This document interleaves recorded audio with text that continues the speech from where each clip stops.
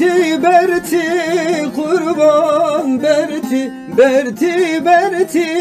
hayran berti kumam aleyküm ilmin berti xamad le kharadir ke khagir hatta piro ke cides mengir berti kurban berti hayran berti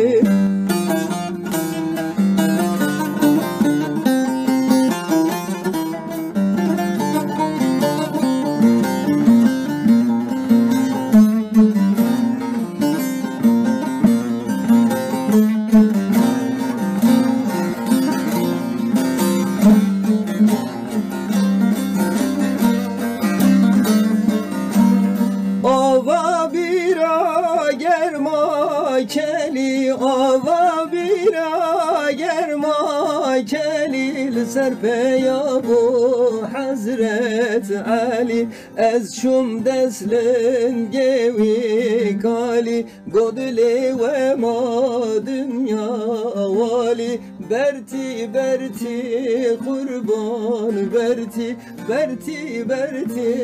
hayran berti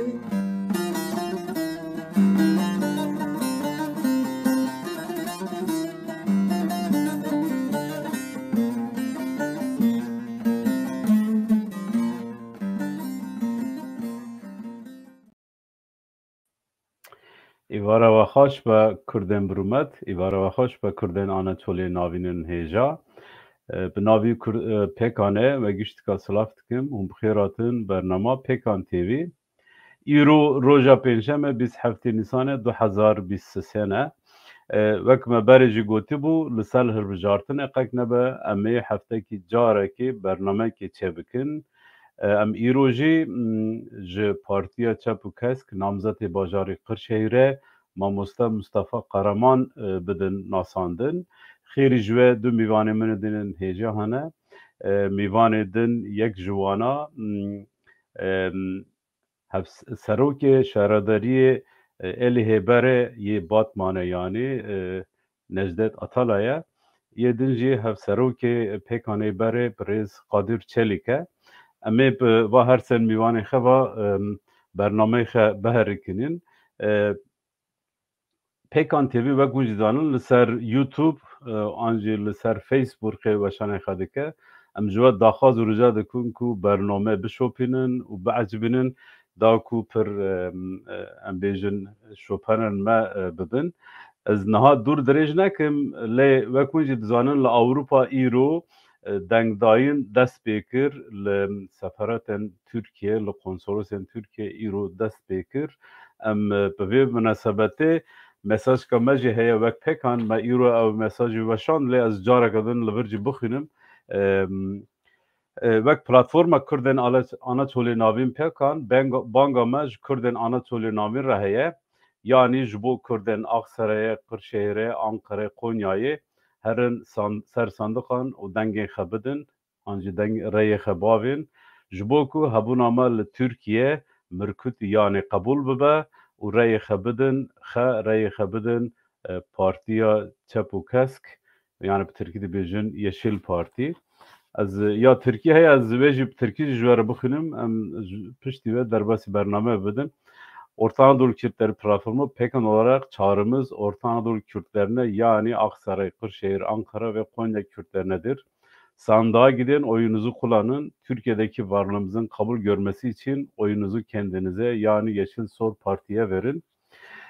Kümeva gopşun da derbasi bername xavim az میوان می سفته هنک به کردن آناتولی ناوین از بینم سر اکرانه شخا و ناست کن بری ویجی ماموستا تکیلی خب مره هبو پیکان رجی هبو ماموستا مصطفی قرمان او بخش کردن قرشهیره نامزد پارتیا چپ و کسکه از دریج نکم ماموستا بینم سن اکرانه ام هنک ماموستا و دربار کردن قرشهیره ماموستا آگاهی رو بگیرن رز مصطفی قرمان تو بخیراتی برنامه پیکان تیوی ناقیره دابن ایوار باش جوارا وشانا کا باش دخوازم جوارا حوالا جسراب دکن ام جی تسلاف دکن ام کیف خوش بون کو تو بوی میوان برنامه پیکان تیوی مگوتو بو از تخازم به کرتاسی تو هنه که خبر ناس کرن مصطفی قرمان کیه؟ بله بله از 1958 دا باجاری قشره نافچایا بوسپه گنده چرمه جدایک بوم دبستانا سرطایی ملگند خواند یه لیسه ما لقشره من خواند لی پولا سیمی دا ام دبستان دور خستن لیسه ام مجبور مان İstanbul من لیسه لدره قداند پش راجی زانیگاهی eğitim enstitüsü dibêjin li Qişêre min 2 sal xwand ez bûm mamosteyê seretayê min 25 sal mamostetiyê seretayî berdevam kir piştre jî ez malnişîn bûm ji vê şinda jî li Ankara'ya ez li dere bicî bûm min li dere Komaraka Kürt der, Kırtasi dibêjin Kürt der, Komara çand û ziman piştavaniya Kürt, piştgirî û piştavaniya Kürt bi navê wê Kırtasî Kürt der, nêzî 7 sal hevseroketiya wê min berdevam kir. Niha jî ez bûm namzetê Partiya Çapên Kesk, nexewate me wisa dimeşe.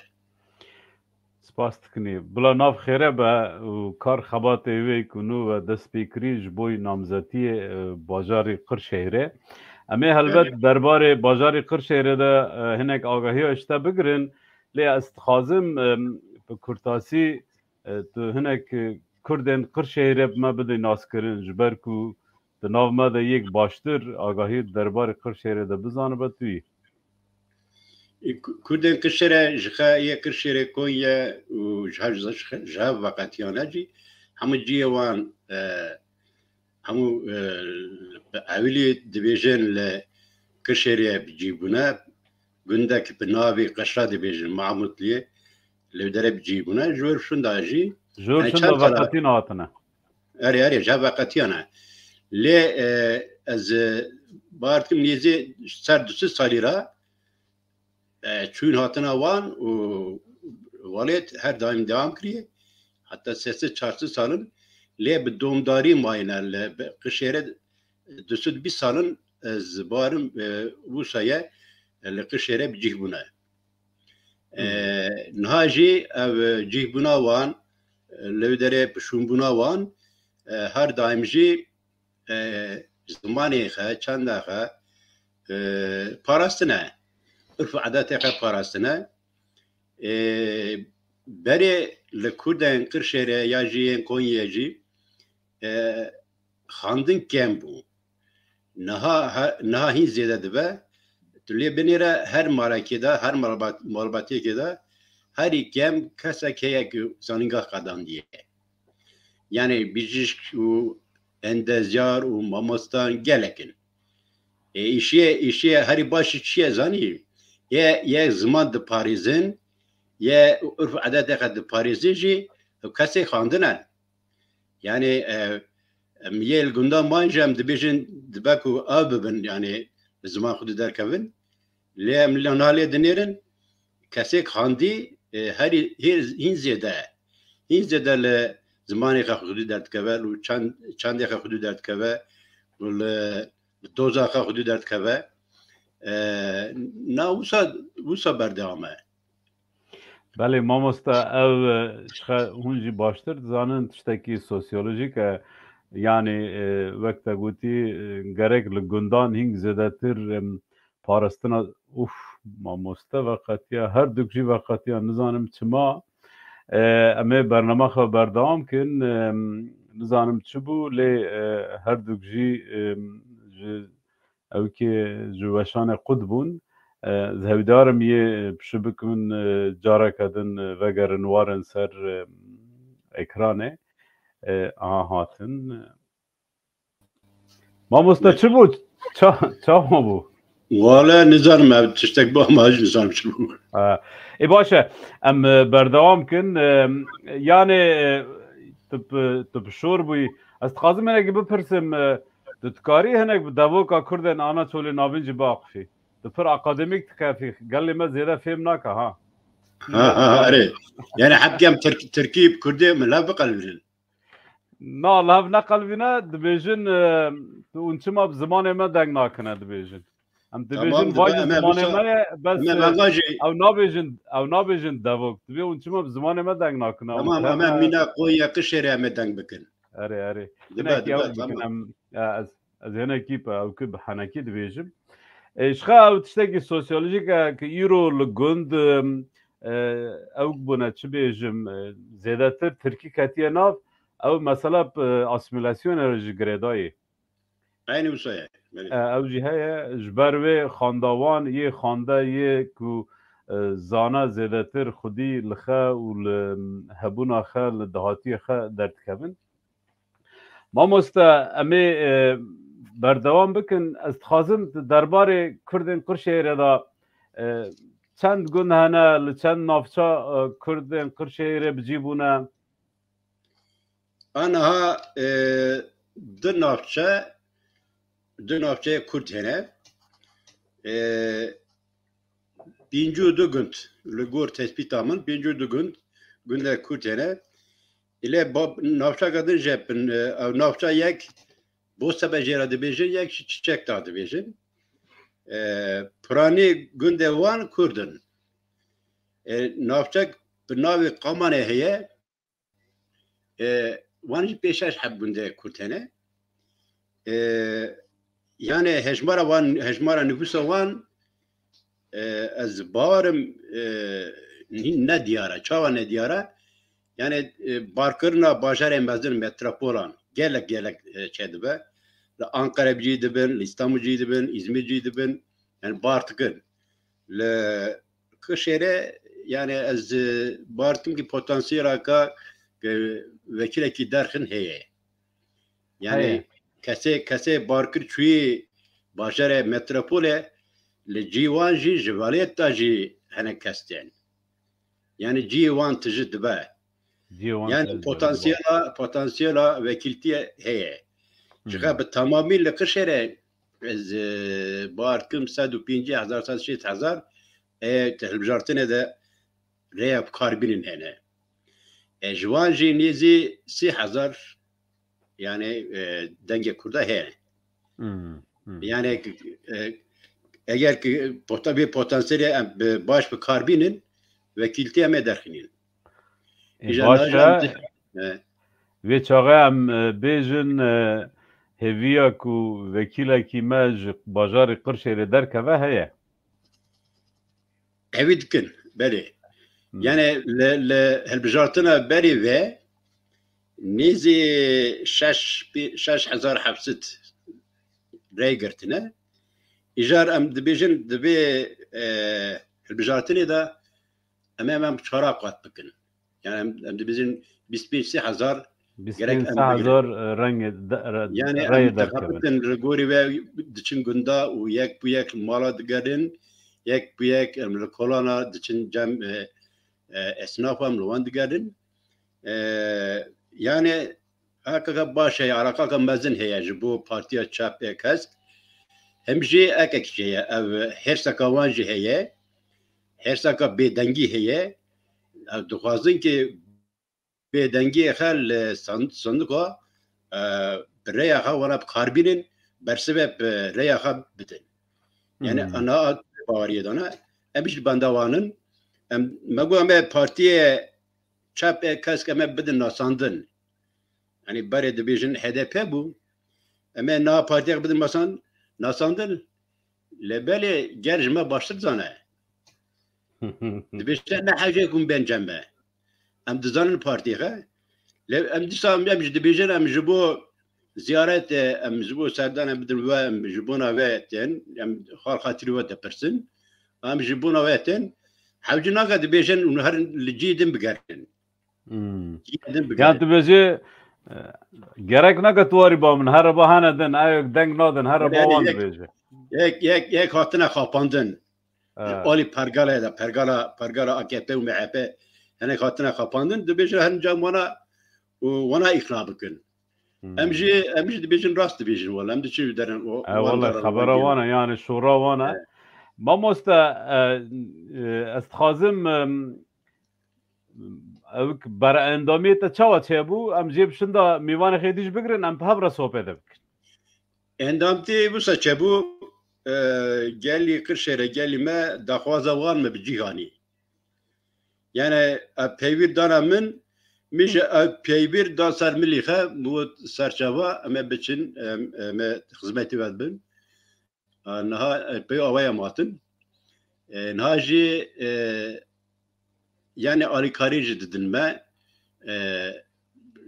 her alida em diçin digerin û behevra digerin bi qonwê digerin û yek bir diçin mala digerin em armanca xwe ji gel re dibêjin pevra çünkü em dibêjin em ê pevra qezenç bikin hekî em pevra nabin em qezenç nakin yani peyvek heye dibêje hekî û nabin yek û ne biçin yek bû yek ew di mejiyê gel da heye yani gel ve zana sev ve ji emici tarini işte bu cem gel u Armanca kaç var da bejin yani zevit kim başa baş çebbe başa az davi vej bipirsim az mivan xedicem heynin kesik bitara dixabitin hana و az dibinim dar dorata hey le disaji az مساتب تاني نايلين در دور هنا جخا و اری شکل قشره پی کاتبو دوی اریشی دا دکان و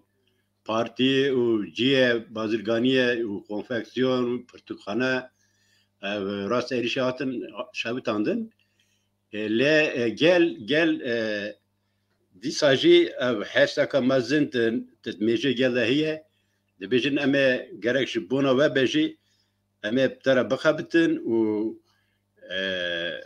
يعني جوان ربيه نعمسك تبيجاك ام هيفخا ما برياخا ما هيفخا ما بيش صار صندوق ما هيفخا بالريداين خاينن تبيجن انا هيفخا بالريداين هاينن هل بقدن نابش خاي وصاد بقدن ناب راست اي باشا ما مستا سپاس بوي وا آگاهی انت از نها میوان خیدن ام پریز نجدت اطالای بینن سر اکرانه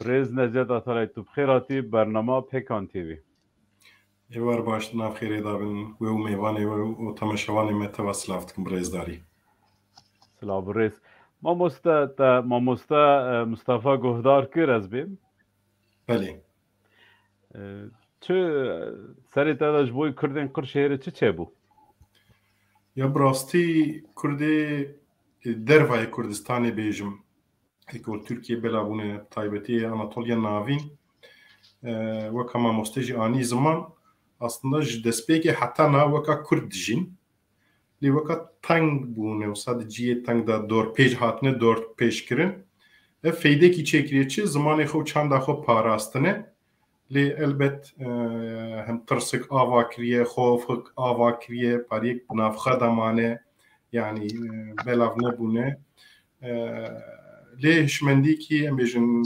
Kurditi zamanki Kurditi o hevgirtin o akrabatı yani pısmamtı dostane hatiye parastın vana kıymetin vantişta Rastî em jî hejmara em bêjin ki nizan bûn çixa Kurd Anatolya navîn hene. Hişmendiya Kurdîtiyê jî em bêjin ne bêjim ê Kurdîtiyê jî hişmendiya siyaset û rêxistinê jî nû li Anatolya navîn belav dibe. Dolayısıyla pêşerojê da ez bi bawerim wê feyda em ê jê bigirin belki weka mamoste çawanî ziman bihêviye em jî bihêvîne hêvî dikin daxwast dikin înşallah mesela wekîla derînin ji bo Konya mesela tê baskirin vê der em jî tişopînin hevalê Konyayî dipirsin dibên îhtimalkî mezin heye em ê derxin wê der vêga mamoste çawanî ziman bo eger Kurdê Kırşehîrê teva raya xwe bidin xwe ihtimal heyl Kırşehir jem derin. Dolayısıyla mesela hevi ki baş damın em bejin hezik damın keyf hoş bun veya gayi jiber min gib. Lê ez bawerim mamoste wana jî bi vî rengî dişixulin tenê em ne em bêjin talîbê rayê Kurda bi tenê ne. Gelek ji milletê dijî bi awakî çiqa derfet hebe tabî em rayê wan jî bixwazin, xwe bigîn wana jî. Ji ber ku em ne ji bo erê da û doza Kurd û Kurdîtiyê serekeyê di nav siyaseta me de rast e. Lê ji bo her milletî jî, ji bo her kesî û ji bo her welatî jî em bêjin hêvî û pîlan û em bêjin hani bawerîkî ji bo pêşerojê heye. Awakî em xwe bidin fêmkirin eger ew derfet çêbin ez bawer milletê dijî gelê dijî wê ray bidin me. Yani tenê ne ji bo Kırşehir, ji bo Tirkiye aslında hêvîkî mezin heye ji bo felsefa HDP di pêşerojê de kom gel nas bike yani şert û mercê niha biguharin Edbim ev felsefa HDP yani biratî û aşîtî û demokrasî û on bêjin xweşîtî herkes dixwaze yani insan tevayî xwediyê wicdanın xwediyê aqilin gava eger van perdeyê di ji navberê rabin em bêjin mesela car dîncîtî em bêjin dikin dîwar navbera me û millet da car em bêjin tirkîtî yani netewperestî car tiştê di falan terörîzm em bêjin me îtham dikin falan bu rengî dîwar navbera me û gelê din da çê dikin ev şert û merc ku biguherin kî hêvî dikim ji çardê gulanê da ew ê biguherin ji çardê gulanê pêda wî çaxî îmkan heye yani ku ev HDP ya jî xeta HDP di pêşerojê de ji Tirkiye tevahî ji Tirkara jî Kurdara jî û Ereba jî Çerkes û Rom û Ermeniye tevahî bibe hêviyek eger wan dîwaran biloşîn awakî em xwe bidin famkirin têkilî ava bikin hêvî dikim ji bo Tirkiye tevahî em alternatîfekî bi qîmetin watê darin di vê noxtê de xebatê van hevalê Anatolya Navîn em bêjin ew ê pêşî veke bûyî jî em bawerin Herêl Kurdistanê welatê em bêjin Kurdistanê îdî rihetin xebat û axaftin û her weka tiştê di lê şert û mercê wan bawerim îdî zorin ew yek bi yek em bêjin bi êdinan re rûbirûne dikevin têkiliyê yani xebatê wan ji êdî bi qîmettir ez dixwazim wî binê xas bikim mamoste wana yani li Qirşehîrê li Konyayê li Qirqlarelî û li ciyê dina ku bi vî rengî xebat dikin temas dikin bi milletê din re em bêjin xwe didin nasîn armanc û fikr û ramanê xwe didin hînkirin ew ê pir bi qîmet ji bo pêşerojê re yani hêvî ya min îdî xurt bi îro bi agahiyê ku mamoste da Belê spas şixa mamoste Necdet Atalay Komisyona Hilbijartinên Ewropayî diye Swîsrê ye karî hinek derbarê kar xebatên komisyonê jî hinek agahî bidî Elbet yani rastî pêşiya ev erdhêjê deprêmê me xwe bi rêxistin kiribû xebatê hilbijartinê me dest pê kir lê pêk û deprem çêbû ev rêxistina me tevayî weka ji bo depremê em bêjin demek dirêj me xebat kir xulî jî û pê da pêk û rojeva Tirkiye jî em boj qelibî li ser hilbijartinê me jî li vê der xebatê xwe dîsa li gorî hilbijartinê saz kir bi kinasî heta di doyê Nîsanê ji bo ku ev hilbijêrên nû em wan bidin qeydkirin me li serî xebat kir hejmarkî bi qîmet jî em bêjin me da qeydkirin ji doyê Nîsanê heta niha jî em li deriyê milletê din mesela li Swîsrê û li welatê de jî bi vî rengî kêm zêde bi vî rengî mesela bildirî me hene em bêjin belav dikin li wana li deriyê wa didin raya wan dixwazin hinek dibên erêj xwe em mê bidin Partiya Çep û Kesk hinek na dibên em ê bidin AKP MHP em bêjin ya jî her wekî di ê ku rayê ew ê bidin Partiya Çep û Kesk em baxwe not dikirin ji ber çi ji ber ku wextê rayê bi karanînê jî em bişopînin gelo çûn rayê xwe avêtin an neavêtin çünkü li Ewropa pirsgirêkî mezin e yani em bêjin 100 heb hilbijêr hene lê 40 heb ji wan diçin rayê xwe davêjin yani sedî 40 herî zêde 5 diçin rayê xwe davêjin çünkü ne weka welat e welat rojik da ev kar dest pê dikewt qede lê li Ewropa de 12 roj dajo لی دیسا جی ملت بیجن ایشو کاری خونک درفت وان چی نابن وقت نابین هنگ جی پشگوت کن یعنی زاو اصلا قیمت نادن رایا خواه جوی بون ناچن جوی بون هم قیت کنود شوپین جارال وان دگرن ایرو دست پیکر وکا ونزان الگلک جیا رای بکار آنین لسویس رجی بیستو نیمه روژا شمیه و دست پیکر امی حبو تلفن بکن گلو چورای خو بکار آنی اگر نه چوبن گلو پیوستی هیب و اگر ام بین و ببن یا جون بشرط و مرجع خود در فتح خود کارن هرن وانا بوی شکلی جبو که هرن رای خوب کار بین میوان تشویق کن yani kem zedel Avrupa tevahi bir rengi xabat meşe yani bildiri belav kirin slav dayin o peydaji şopandine ka ve herin raya xob karbinin neynin tabi hevi ki mazın hey brasti çaval velat embejin hevi hey hani xabat meşe Avrupa ji şko çavu go dili millet tevahi ser velate ev tişteki xoşe yani hevi ki de demro هادوی دا لازمه بیجم مثلا کرده آناتولیا ناوین اوروپا جی پر چالکن بریخستنن حتی جی ایدنان زیده تر ام بیجن دناف چالکیا دانه فلان افتشتکی خوشی کی دلال هیوی دمرو اوجی تبلیوان خباتات بن پکان یعنی سازیا و ریخستیا و و هر وکا و ایدنجی تبلیغان خبات دبن tabi daxwazam ew ku herkes here raya xwe kar bîne o em etkî bikin em bêjin rewşa Tirkiye an niha bê guherandin yani tedî mamoste jin çêtir zane belkî bîne ziman yani de hedefê me hene yek faşîzma niha dixwazin têk bibin yani bilweşe rejîma Erdogan û Bahçeli Ödyemin jî bi girseyî mezin birayekî bi qîmet bi hejmarkî zêde parlamenter em di parlamentoyê da cî bigirin. İşte vê em bêjin stratejî em li deriyê kî didin ya jî em rastê kî tên bênî xweş em bêjin tevayî wisa difikirin ji xwe. Yani ne ku partiyê em bêjin vî şeklî pozisyon girtiye û millet jî li gor partiyê pozisyon digire. Yani aslında şu tekiliya vexete ve siyaseti gez helbjeri gelivi behevra interaktife dinamike yani ne vaka partiye diname yani gel çava fikre parti jusat fikre parti çava fikre gel jusat de fikre evji xoşikiye yani eftekili germayı evji xoşikil Avrupa dibinin ve kamgol GG iro despekirin rayip karanin gelek alaka ki kirhati he Meclis Swisre roya şemiye bistu neme ve despeke em hevitkin Swisre jî rayê xwe em tev karbînin û ji sandoqa bi zêdayî jî ji bo partiya çep û kesk ray derînin. Spas dikim mamoste. Em bi mamoste Mustafa berdewam bikin em ê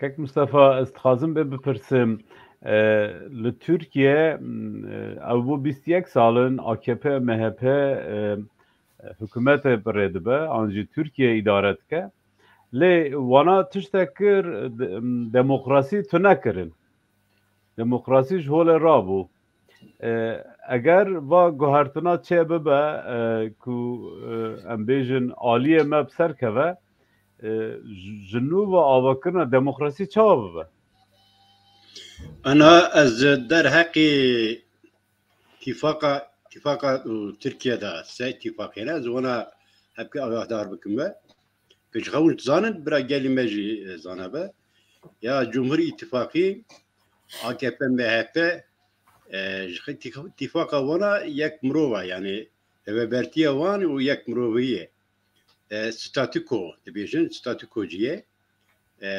پرگله د پاریزه یا ملت اتفاقی جی او جی دخوازن خط ناو پرگاله ده بهیلinin hepki guhartın çebikin ev jî tekî xapandire ne li gorî me ye itîfaqa ked û azadiyê jî ji wan cudatir e itîfaqa ked û azadiyê ev azadbûna gel azadbûna jinê û demokrasî yani ji bo alî da jî ji bo adalete اتفاقا سیمینه yani em dibêjin em ê pergale biguherinin yani sisteme biguherinin sisteme bikin û bi Tirkî dibêjin yani eşit yurttaşlık yani ama welatî em yani bidin wek hevî û komara Tirkiye bikin komaraka demokratik yani demokratik cumhuriyet de gotin ya herî giring ji waye eşit yurttaşlık û demokratik cumhuriyet em gerek ve inşa bikin. Ji bona ve gerek em temsiliyata me parlamentoye gerek xurt bibe. Yani xurtbûna ve ji bona azadbûna hemû gelan, ji bo azadbûna jinan, ji bo demokrasiye, ji bo adalete gelek giring e. Em jî em dizanin vê meselê em ji bona ve em dixebitin û bira rima çi dikin bira bikin em dixebitin. Yani em li gorê xebatê me em dibêjin yani em bêjin sed wekîl em bikevin meclîsê dengê me jî wê demê zêde dibe. Yani wê demê dibe ku miftaya parlamentoya bikeve destê me. Yani miftaya parlamento ku bikeve destê me pirsgirêka Kurd jî çareser dibe. Yani ji alî parlamentoda ya. Ji alî parlamentoda pirsgirêka Kurd jî yani gelek yani gotinê men jî bi tamamî bi cih nabin jî hinek tiştên me em bi dest xwe ya herî giring ziman e. Yani ez giringê pir didim ser ziman zimanekî gel ku azad bibe welat jî azad dibe. Yani ziman abqas giring e. Ji bona ve gelî me li her qada jiyanê dew bav û zarok gerek bi axaftina xwe Kurdî bikin. Axaftina Kurdî bikin li xwedî derketina Kurdî jî bira mezin bikin. Yani bira ji şerm nekin, ji zimanê xwe şerm nekin, ji nebêjin ki em ya Kurdî em baş nizanin bona ve Kurdî naxwim li berê cem mezinê me ji me re digotin em dihatin bajêr me Tirkî em Tirkî hîn dibûn em dihatin gunda li gunda me doda me Tirkî biaxivin. Mezinê me ji me re digotin di here ro virekî min virek o ev çi ye? Axaftina te çi ye? Dengê te çi ye? Tu çima wisa deng dikî? Em ji we fam nakin. Hene mezinê me guhê me van dikişandin digotin ya virekana nekin. Tu ne li bajêr tu li gundayê gerek tu bi Kurdî deng bikî. Hevkî bi zimanî me ez bêjim Kurdî deng bikî. Yani mezinê me jî ji alî ziman da gelek ji me re bûna pêşeng. Alî urf adetê da. Na hiç wisa berdewam e. Erê mamosta ez dixwazim tu vê derbarê de tiştek jê bipirsim tu nihal gunda ez hinek ez bi devoka me dengkim. Tu nihal gunda çex dibî. Demek terî mala tu bi kurmancı den dikî tu bi Tirkî den dikî. Hep kurmancı. Îlê yek Tirkîn êk ber dibêjin qusire me esmek ez kurmancı rin nizanim tevê çaxa çi dibe? Na ısrar dikim ez bi kurmancı deng dikim. Ji xe gel jî dibêje ki ya bibe parlamenter em pêra Tirkî deng bikin. Dibêjim tiştek wisa tuniye. Em bi kurmancı deng dikin, zimanî xe deng dikin. Gel jî pir hes dike bi vê dengkirinê me. Ji wê alî de jî em jî pê kêf xweş dibin. Wisa berdewam e yani.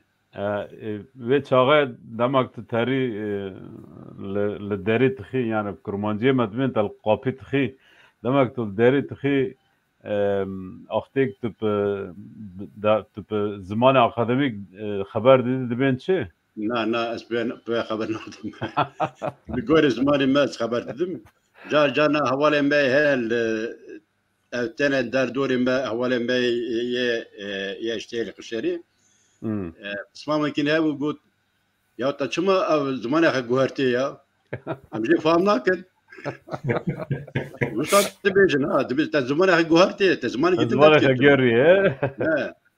Wisa dibêjin ev jî heneka dikin yani halbikî ev Derbek amazın le zamanı matiye kıstın zani.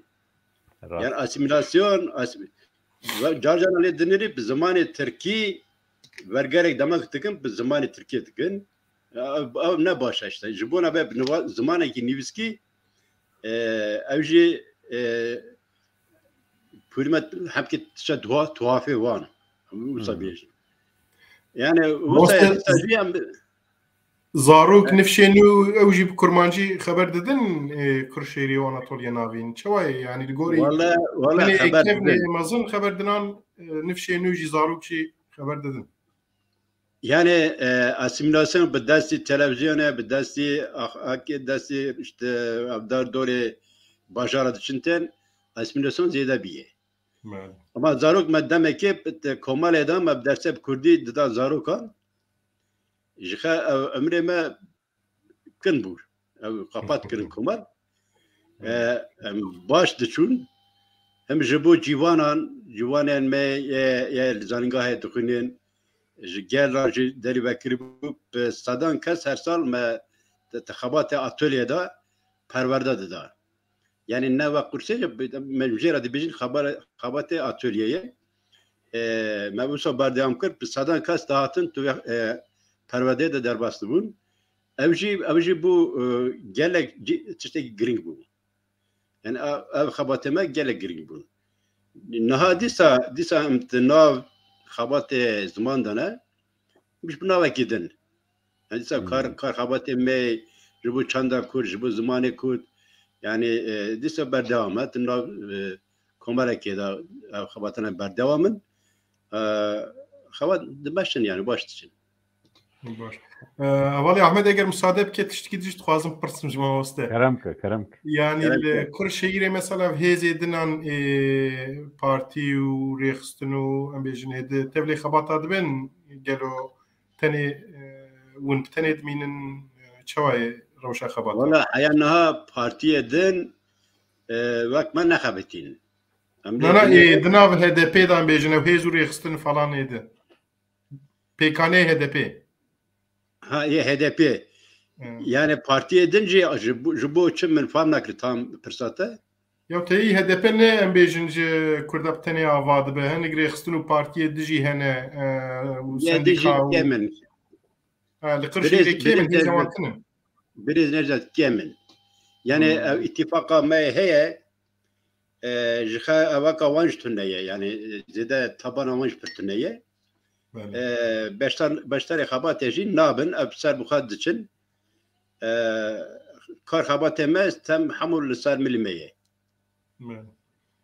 Serkefsin tuxazım jora qavat be. Sabe spas marava baba sabe. Mamusta Necdat nahal Türkiye revşa Türkiye hinek elbet unji dişopinin gor ve sistemi de çibêjî derbarê demokrasiye da derbarê mafê mirovan da derbarê em bên mafên jinan û yêdin derbarê dadgehê da gelek tişt hene guhertin çêbûne û paştebûn heye û xelk nerazî ye aliyê din ekonomî têk çûye yani aliyek tune ku mirov jê razî be. Belli. Çi be yani tu lazım e. Ya brastî hilbijartin hergav kıymet bu yani eji demek derece siyaset kim hergav vî midgo yani rayb kıymetin hergav raya xop kar bin hem berpisyariye hem jî mesele ki vicdaniye ahlakiye gerek miro hikma raya xwe hikma dengê xwe kıymetay bizanı be hergav ev ya usay lê ev hilbijartin ji tevahî em bêjinê derbas bûyî cudatire. Yani di Türkiye hatiye nokta ki wisa ki jin haw pêda eger bi vê mesela pazdê gulanê û pêda jiyan ji sedî sed ew ê neweka îro be. Ji sedî sed. Mesela ji îro ne razî ne ya. Yani dixwazî bira Kılıçdaroğlu bi ser bikeve, dixwazî bira Erdogan bi ser bikeve jiyan ew ê biguhare. Lê ew ê çawa biguhare? Mesela em bêjin Millet İttifaqı eger bi ser bikeve di çardê gulanê da ji îro jî vê xirabtir be. yani demeli aboriye da ve xirabtir be, demeli adaleti da ve xirabtir be, demeli demokrasiye da ve xirabtir be. Ji bo Kurda ji xwe her yerê wê xirabtir be. Lê di milê feqîriyê da wê xirabtir be. Yani nanê miletê wê piçûk be. Sifra wan ew ê feqîr bibe. Em bêjin dengê wan û fikrê wan ew ê bên kontrolkirin. Heta ji ber deng û ziman û fikrê xwe ew ê bên darizandin. Eger Erdogan bi ser bikeve ji 15 Gulanê şû da tarîtî û bi alî cehlimê van bêjin Tirkiyeyê wê bimeşe ji her kesî ra wê bibe weka cehlimê. Ê ku ray didin hê jî ji bo wan jî em bêjin wê bi xirabiyê ve here. Lê eger winda bikin em bêjin Kılıçdaroğlu bi ser bikeve ev hêvîkiyê wê ava bike yani Tirkiye ji nûva em bêjin tiştê ku winda kiriye ji nûva dîsa lê bigere û ava bike û em bêjin pergalek îdî vekirî pergalek îdî komro bikaribe hesab jê bipirse pergalek sîstemek wisa komro îdî di nav ewleyiyê da bijî mümkün e rêkî wisa vebe. Yani 15 Gulanê ya bi alî tarîtiyê ve ya bi alî ronayiyê ve em ê ew ê Tirkiye here. Ev yek. Weka mamoste jî anî ziman îtifaqa em bêjin millet yani hako Kılıçdaroğlu serî dikişîne erê belgê bi qîmet îlan kirin. Lê bi kinasî çi dibêjin? Dibên kî sîstema neha em ê pariyekê restore bikin, pariyek nû bikin, tiştê kêmasî û em bêjin qulî û derzî em ê tedawî bikin û bi vî şekilî em ê bimeşînin. Ev jî bi qîmet e, ne ku bê qîmet e, lê têr nake.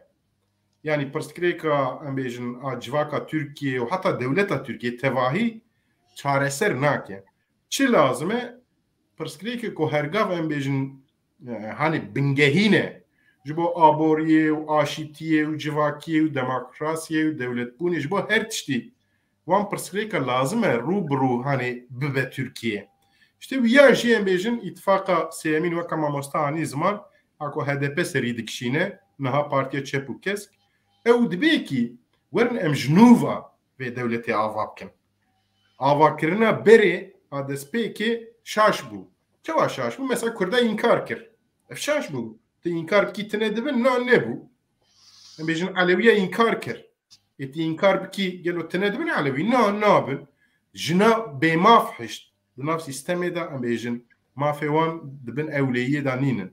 Ê pirsgirêkê jinê ji holê rakir na. Yani demek ki bi hişmendiya berê nikarî sed sala 21 da o berdewam kî. Lazim e ji nû ve bê avakirin. İşte vê hişmendiyê HDP em bêjin temsîl dike. Partiya Çep û Kesk ya jî îtifaqa azadî û aşitiyê AKD niha temsîl dike. Înca ihtimala em bêjin vê îtifaqê yani rêya sêyemîn vê hişmendiyê ihtimalekî ku rayekî bi qîmet û bi hejmarkî mezin li parlamentoyê cî bigire ew ihtimal em bêjin heye. Ew ji bo Tirkiye ji bo pêşeroja Tirkiye aslında fırsatekî pir bi qîmet e. Çima? Ji ber ku ew bin ya jî ê dibin ew ê xwe bikin. Kêm zêde em bêjin pariyek tedawî bikin lê ji holê nikarin rakin pirsgirêka. Ama eger HDP ya ji Partiya Çep û Kesk meclisê da cî bigire weka mamoste anî ziman wî çaxê ew bibe mifte ji bo tedawiya her pirsgirêkî. Çünkü ew mecbûr bimînin ji bo bi HDP ra jî Partiya Çep û Kesk ra jî bidin û bistînin ji bo ku qanûna bigorînin em bêjin make qanûna biguherînin ji bo ku hani tiştê esasî bikin mecbûr dimînin bi HDP ra jî ya ji Partiya Çep û Kesk ra jî em bêjin bidin û bistîn. Ê gava bidin û bistîn herhalde HDP tiştê ku hani dibêje wê dev jê neberde yani ki em bawerin ew li ser vê xetê berdewam be. Ji wê bonê ev hilbijartin pir bi qîmet e. Ji hilbijartinê dinan karakterî cuda ye. Ji wê bonê em diqîrin li Ewropa jî û li welat jî û li her derê jî eman rayekî jî dibe ku bê li wê rayê bihelqe yani ew raya te. Eger tu herî bikar bînî dibe ku tu biryar bidî wê raya te tarîtî belav bibe balî ronayê vameşe. Dibe eger tu neçî bikar neyînî wê raya xwe bê li wê rayê dîsa bihelqe dîsa ev tarîtî ev faşîzm berdewam be. Ji wê bonê em diqîrin û dixebitin û em bêjin hêvî ava dikin. لێ وەنە پرسی بێژم ئەمژی بوەڵاترا دشۆپینن تابێ خەبەر ددن بەلکی یەکۆم بوارە خەبەر دن تێکلیێمە هەنە هەواڵێ منە تابی هێویەوان خورتن لێژ دەرواژی تشۆپین باش خویاتکن ینی هێوی مەزم بیە هەمان تشتێم لە ئەوروپاژی دبینن ینی مثلا دبێکی من بەرێ ڕایە خۆ بکار نانی بوو لێنەها ئەزێ بکار بینم مثلا حتى دوای نیسانی مگۆ یا مەبزێدایی ملەتێ تشویق کرد کۆ هەر ڕایە خۆ بنفسین ئادرێسی خۆ نوو بکەن فەلان مثلا دوی داژیان بێژن ئێکۆ بەرێنێ چبوون ڕای بکار نانی بوون لێ چون بسەعەتا سڕێدامان ئەو کێ خوادرێسا خۆ نووکردن قەیدا خۆ نووکردن فەلان ئەڤیاژی هێوی دەدە کۆملەتجی وە کامە حتا ژمە زێدەتر قیمە ددن vê هەلبژارتنê و قیمە ددن ڕایاخە گوێ بۆنە هێوی هەیە ینی هێویا من مەزنە گوتنە داوی وی بێژم ینی نەکۆ ji بۆ بەرنامê tevayî vê pirsê bêjim ینی AKP بوو 21 ساڵ دەستهڵاتدار e beriyê 21 ساڵ me ji wan rewşa ji xwe nerazî bû têr nedidî lê AKP anî noqtakî wisa ku vêga mirro li wan rojê 21 sal berê digere yani. Hani dibêniya bira bê wê astê ser çava bavo. Yani hewqa xirab kirin, hewqa belav kirin, hewqa tevlêv kirin. Tu tiştek neheştin yani alî pergalê da, adaletê da, alî em bêjin aboriyê da, alî dewletbûnê de jî tiştek neheştin. Yani dewletê jî serobino kirin. Evana tiştekî xerîbin yani. Tenê xirab dikin, ne ava dikin. Rasta mamosta tam tu vê nokta da pirsek heye Kemal Çiftçi sifte nivîsiye gotiye keko hûn ji bo Kurda çi dixwazin hûn jî nivîsiye yani dibêje bi me re dibêje hûn dibên em reyê xwe bidin Kemalîsta. Na em ne wisa difikirin yani ne Kemalîsta em parastina Kemalizmê nakin em yek tiştek bêjin yek ev faşizmê gelo bira berdewam be anna em dibên na lazim e bê biloşe ji bo em biloşînin lazim em dijberî cî bigirin înca dijberî jî mirov tiştek dinêre gero kîl qarşî bi qîmetê ku em rayî bidinê anna gava mirov lê jî dinêre Kemal Kılıçdaroğlu, Brez Kılıçdaroğlu insan ki bir kıymete yani. Yani insan ki mütevazi, demokrat, yani bejin naife yani. Yani heyecan yemir orayı bide. Ve bunu yani ere henek nizam Kemalizm, Memalizm dve navbere da dinirxinin ev ne rastı em tevli nabin yani. Em jibo faşizmi bilöşinin jibo hilbijartine ser komariye em rayı bidin Kılıçdaroğlu. Hani beni kaş. Lême dijberê Kemalizmê jî sibê rojê pey hilbijartinê em ê tekoşîn bikin û tiştê ji me bê yanî em ê bikin. Ji bo Kurda jî em azadiya Kurda dixwazin elbette. Yani ne ve şartî ne bi zimankî di. Kurd bi tevahî çi bixwazin daxwaza me ew e. Çi Kurdîtî dixwazin weka mamostanî ziman zimanê wan. Zimanê wan gerek hani ne inkar kirin? Fermi da jî bê qebûl kirin. Diyemîn, mesela Kurda em bêjin tên di hilbijartina da dibin parlamenter, dibin şaredar. Lê dîsa dewletê dest dêne serî parlamentera dêxe hepsê de şaredara ji me digire. Mesela vana em dibên weka şîrê diya me gerek li me helal be yani. Mafê tu kesî tune ku ji me bigire. Ya jî meşruiyeta vî tiştî tune. Lê ji wê bonê em garantiya vî tiştî dixwazin. Xeynî wî yani em weka Kurd dixwazin bijîn. Em jî di nav vê sîstemê de wê dewletê de weka milletê de em jî hani ciyê me hebe. Ji me wisa em bêjin deriya ji me re girtî nîm bin.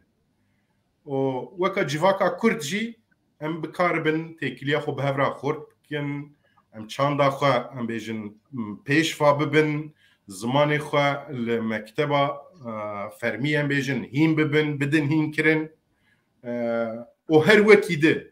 Yani ji bo Kurda tevahî em bêjin çi bixwazin em wî dixwazin. Ew çi yê bikinasî, azadî, serbestî û weka Kurd jiyanbûne.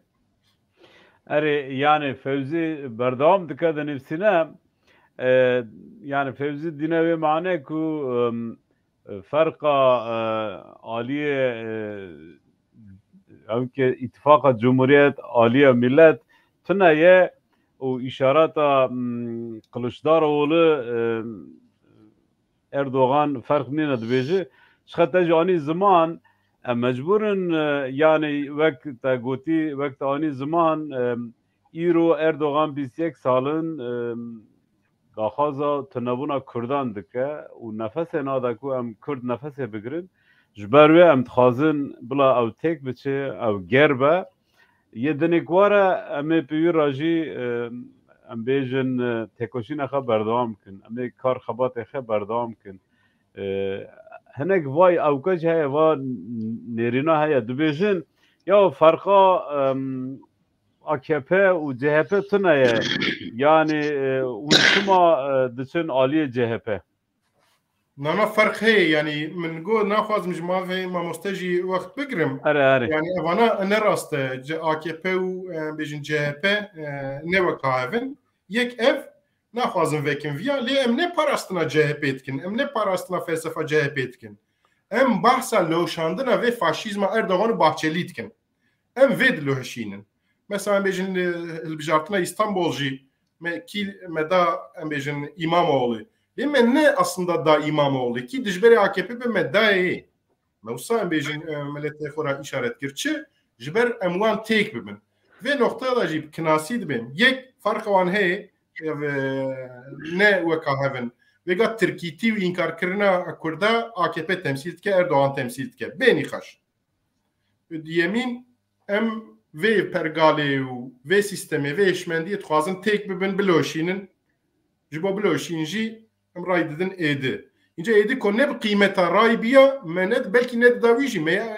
em bejin berend aday xod deranit biya le heja yemro ray bide brez Kılıçdaroğlu tabi ne farz herkes ve kame be fikre le musad fikrin yani tene efendi bu nayu insan bu nayu em bejin demokrat bu nayu ji heja yekomro ray bide gotna David ve mjareda yani سه çar hep seçeneği me tinin ya ev ya ev lazım emro ince yek raş yekji spinine yek raş eri le edid be nespi bele ne raş ne vakawiye jibo e raş em tek bibin lazım em edi em bejin behel bijerin mesela kinasi musabej بله سپاس از بیم هات فهم کردم فوزی yani مامۆستا ئۆنی زمان ئەس خازمش مامۆستا مستەفاجی بپرسم دەربارەی گوتنên فەوزی دا çi difikirî wisa bi kurtase em jê biçin derbasî pirsê xebin hat sakınandın berdewam me mamosta berdewam kin denge tenaya dengê min neye kerem ke denge tena hatibû min got fevzî çîvçî dibêje اون چما اون دنگ خبدن CHP Kemalista çima dibêje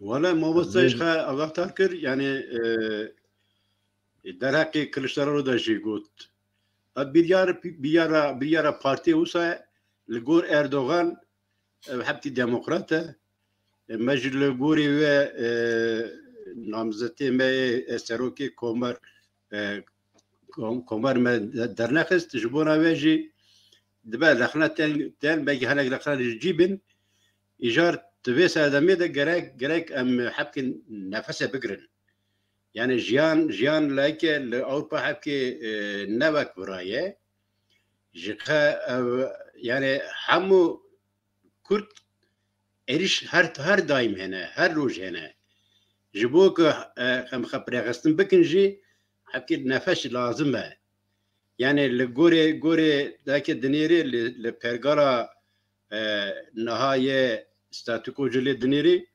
hemû teslîmiye ekê bûne teslîmiye tarîqata teslîmiye mafya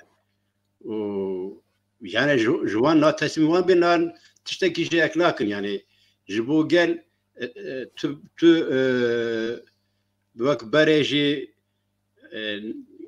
heviya nadin gel yani hevî nada gel ew ji xe piçe ew xe mezin dike êrişê dibêjin ez ê xe mezin bikim ez ê êrişê bibim sergê tişt destê wan de namaye ji be ji bo navê jî nefes girtin ji hepkî lazim e yani ji bo hezkirina me û pergalê یا جی کلشتارلو یا جی اکیدن حسکرنا ما نجبونا وانا جبونا که حق جالي الكرتي لتركيا دجن جالي ما يعني حبكي نفسه بقدر از بو بي اوي از بريز نجات از بشار بيدبم يعني راست بيجا سپاس ما مستم بردام بکن سبب کل ترکیه اولاهی کم بویه باوری کم بویه چیه چما بسابو لترکیه نها کس باور ناکه کس خط اولاهی دا نابینه چیه مثلا به نها مثلا جخا فراسات فاشیزانا لسر گل دن مشاندن فراساتا که یک مروی دمشاندن همو گل تخم بن دستی خد يعني بي اوای بره باده بن تشتك دستی وانده نماینه وقت بره گوتو او فراساتا فاشیزانا gerek hem periwe bisekinin. Ji bo azadbûna gelan, ji bo demokrasiye, ji bo wekaviye gerek em ittifaka xwe ji mezin bikin. Yani em ne tene ji bo Kurdan e. Ji bo hemû gelê Tirkiye dijin gerek em hêza xwe bigînin hevde em ji vê ferasata faşizanek em xelas bibin. Mesela evet. راسته مامۆستا نەجدەت پرسێک هەیە دەبێژێ پرسا من پشتی هەڵبژارتنە و تێکچووینە ئێردۆغان وێ قەدەرە کوردا چ ببە Yani tabii yek kenasi dibên Kurt û Kurdasî Kurdîtî yani ew ê ne weka îro bi îro baştir be lê ev nayê wê manê ku Kurd ew ê azad bin pey pazdê gulanê û şûnda nayê manê ku ew ê zimanê wan azad bibe wan bêjin garantî bibe nayê wê manê ku Kurd gava berê weka min got bigêjin mafê xwe di her milî da nayê wê manê lê atmosferkî ji bo ku Kurda bikaribin di her milî da xwe ava bikin siyaset bikin tekoşîn bimeşînin ji îro ew ê çêtir be ji îro ew ê zêdetir bin derfet îhtimala wî tiştî heye înca Kurdîtî vêga bi Kurdî digotin kevirek koleqiya heta ciyê xwe negire ew ê bileqe yani ew ê bileqe heta ciyê xwe li qayda xwe birûnê hani fikr û ramanê Kurd û Kurdîtî û Kurdistaniyê jî em bêjin ava bû şîm bû gulî da mezin bûye heta Kurda bigêjin armanca xwe azadiya xwe ev tekoşîn dixwazî bira Erdogan be Kılıçdaroğlu be an yekî din be yani heta Kurda bigêjin armanca xwe ev tekoşîn amawsa ew ê berdewam be işte divê tekoşînê da divê xetê da divê meşê da dil dixwaze însan dixwaze kî hani dibên ya îdî rihet berrê pal nîm be pusû tune bin dirê da dijmin kêm binê ku derên pêşiya telte xayîntî dikin em bêjin ya jî ji te didizin kêm bin zêde nîm bin yani rewş diguhare pey vê hêlbijartinê ku Erdogan be an Kılıçdaroğlu be rewşa vê rê diguhare rê îdî ronî be îdî em bêjin kemîn ew ê kêm bin îdî ew ê ekonomîk be hem însan ekonomîsî hem jî bi her milî da îdî ew ê ekonomîk be ji wê bonê em bêjin guharand min got pazdê gulanê û şûnda jiyan ew ê ne weka îro be mesela kî gelo bawer dike eger Erdogan ser bikeve ji bo Kurda ew ê çêtir be yani mesela kesik dikare viya bêje no alternatîfî hani jiyan ne an reşe an spiye ya jî ku eviya xirabe êdî îley ne nayê wê بله دیسا هوال جی برنامه خود بون از بیم پرسکریک هیا و جاره دودیه که بسات چه دبه از هیوی دکم هوال وگرن وارن بلا ام برنامه خبر دوام کن هوال نجدت هات یلتی نظام ویگا دنگی تته نزانم اون خود اون جو برنامه وقتیان و شنده هاتن اره yani من دستی خونه دا تشتک چما وصابو راستی اری نظامم و جاره دودیه که بسات بجه نزانم چیه ام بردوام Ez dvê mijarê de dixwazim tiştek bêjim eger müsaade bikî. کرم Yani Kurdistan welatê me zeviya me. Zeviya me. Lê zeviya me hinek di dajon. Hinek kesê di dajon. İşte ev rê rêya em bibin xwediyê zeviya xwe dîsa. Zevî hûn zanin çi ye ne wisa? اری زاوید زانن He. کردیه Em مز dixwazin tarla me yani tarla me işte. Tarla me lê hinekî di serxwe tapû kirine hinek di dajon hilbirînî jî ji xwe re em bêjin dirakin. Em dixwazin bibin xwediyê wê zeviya xwe. Heta em bibin xwediyê wê zeviyê em ê li ber xwe bidin. An bi siyasetê, an bi rê û rêbazê de, an bi amûrê de. Çi pêwîst be bu wî rengî. Lê kinasî min goya, biro dixwazin ki ev ya hani ahlakî be, hukukî be, ev rê, ev tekoşîn, ev. Yani neyar emro jî parîkî bi ahlak be ê dijber emro. Xwediyê hukukek be em bêjin ew kîwî hebe tiştkî ku wî girê bide. Mesela yek beşe. Hani min goyam li 21 sal berê digerin. Kêm zêde em bêjin xwedê mirov tişû ber mahkeme mirov dikaribû xwe îfade kiriba tiştek bigota te godarî dikirin. Lê vêga ne wisa ye? Vêga tiştekî ku Tayyip Erdogan Bahçeli girêb de tune. Ne make zagon yani anayasa, ne em bêjin zagonê wan yani kanûn, ne heta şeriat jî wî girê nade yani. Mesela tu bêjî were em şeriatê bikin şeriatî jî nake yani. Tiştekî ku li ser pîvanek em bêjin mirov pêra şer an dostanî, hevaltî an nêyartî. bide bistine tune Tiştek tune yani ölçekî tune, xettek pîvanek tune. Ev ya zahmet e, ev ya giran e. Ev ya ne xweş e mirov naxwaze şer bike bivîra, mirov naxwaze tekoşînê jî bike. Yani çünkü hakikaten pir giran e bedelê wî. Ki em her ro hê jî dimirin, hê jî bi salat zindana da dimînin, hê jî weka min got em şaredara kar dikin ji me ji destê me derînin, em parlamentera tişeyîn parlamenterê davê zindanê, welatê me em bêjin milletê ditîne, dagir dike tîne, milletê dibicî dike falan. We hema me ku bêjî êdî Kurd jî tin wela. Yani ji wê bonê ew hedefa me sereke çardê gulanê em dixwazin vê faşîzmê têk bibin. Ê me ew e yani xeta mehnet em dixwazin vê têk bibin. Ne ferze herkes bi vî bawer bibe, lê ême em viya em bêjin xeta serekê. Hedefa diyemîn jî em di parlamentoyê da bi hejmarkî zêde cî bigirin yani. Ev ji ber çi? Ev jî ji bo pêşerojê ku destê me xurt bibe.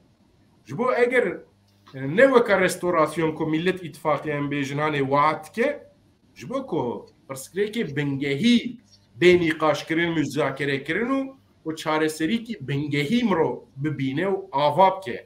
Ya Tirkî dibên ya kurucu meclîsek lazim e yani jinûva avakirin. Ya hedefa me ew e. A derfet ew ê çê bin çê nebin. Wala nizanim.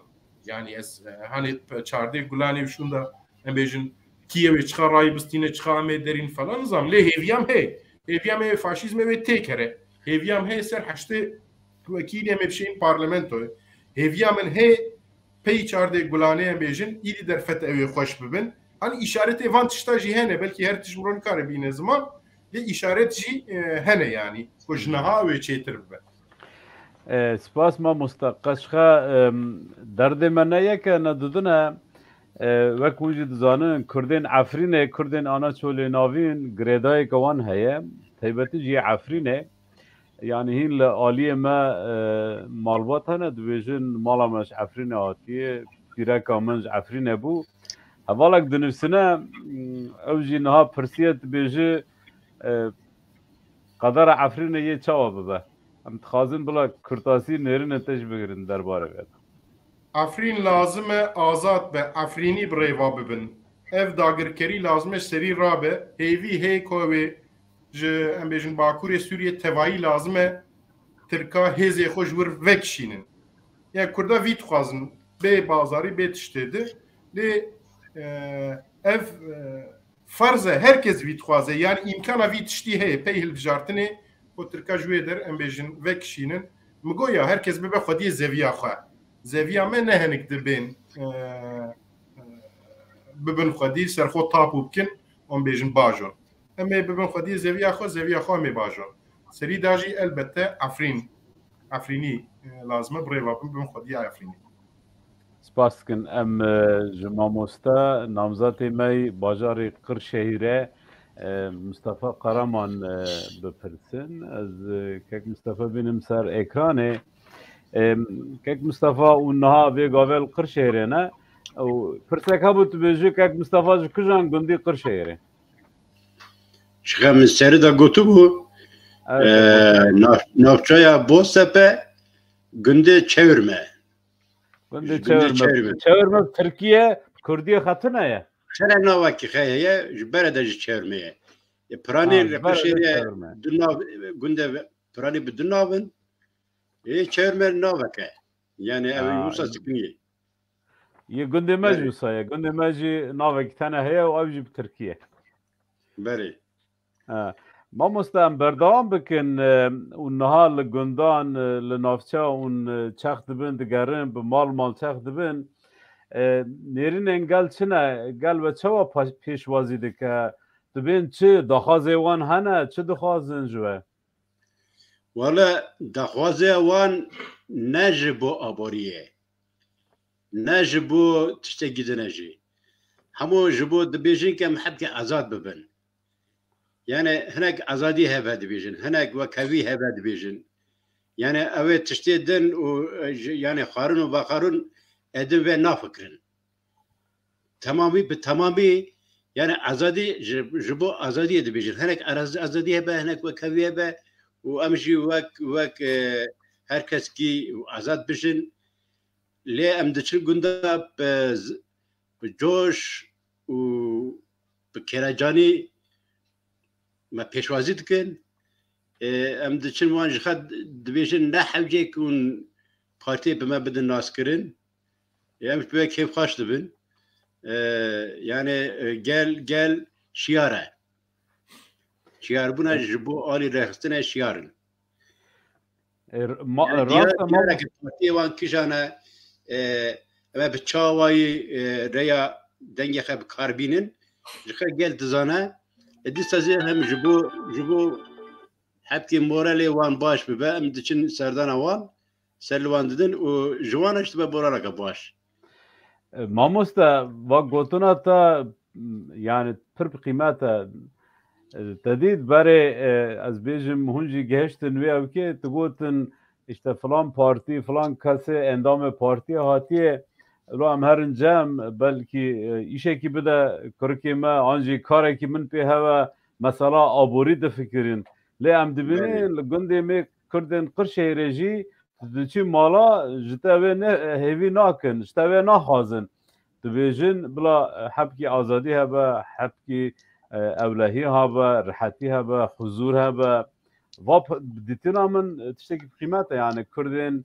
Anatoliyê navîn tiştekî di naxwazin ji te wek te gotî nan av naxwazin dibêje em azadî heme wisa ye va tiştekî pir bi qîmet e belê ji xwe kerem ke mam nana kerem ke berdam ke he îro cenezek hebû yani em çûn ser saxî gel hat cem min hepkê henek kirin gotin tu bûyî namzetê partiyê ka te çi bidî me heneka dibêjin zanî min got wala ji bo aboriyê hûn biçin partiyê din ji bo azadê jî hûn ben cem min ez ji bo azadiyê ez bûm namzet dixwazin ez azadiyê bidim ki destê min de hebe ez bidim me meçxera henek dikirin îro yani gel şiyar ya tu zan her sekî dizanin baş bir mamoste em yani te dît gundên Qirşehîrê bajarê Qirşehîrê bi tevahî ew kin cotkarin îro cotkarî jî gelek ew bi zehmet bûye zehmet zorî bûye Yani tu zeviha tırşini tu nikari yek tepe rişandi tu vegerini bigiri. Çi dibêjin li Qirşehirê ji bo cutkariyê ji bo zehmetiyê cutkarî çi dibêjin an jî fikrê te çi ye derbarê ve? Vallahi Hawsa ye pranî ye li bajara jiyana xwe didomînin ew terle ew zabiyê wan pêşîrikî didin ye yani ew mesrefê ye cutkariyê jî gelek zêde bûye narazîbûna xwe yani dibêjin narazîbûna xwe dibêjin le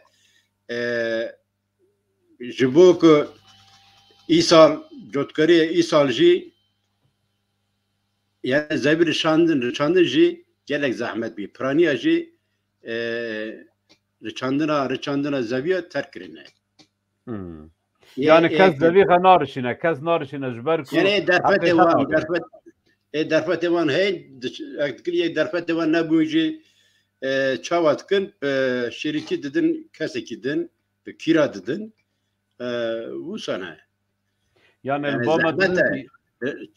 yani cotkarî jî gelek zehmet bûye. Li bama dimin pî îcar didin yani.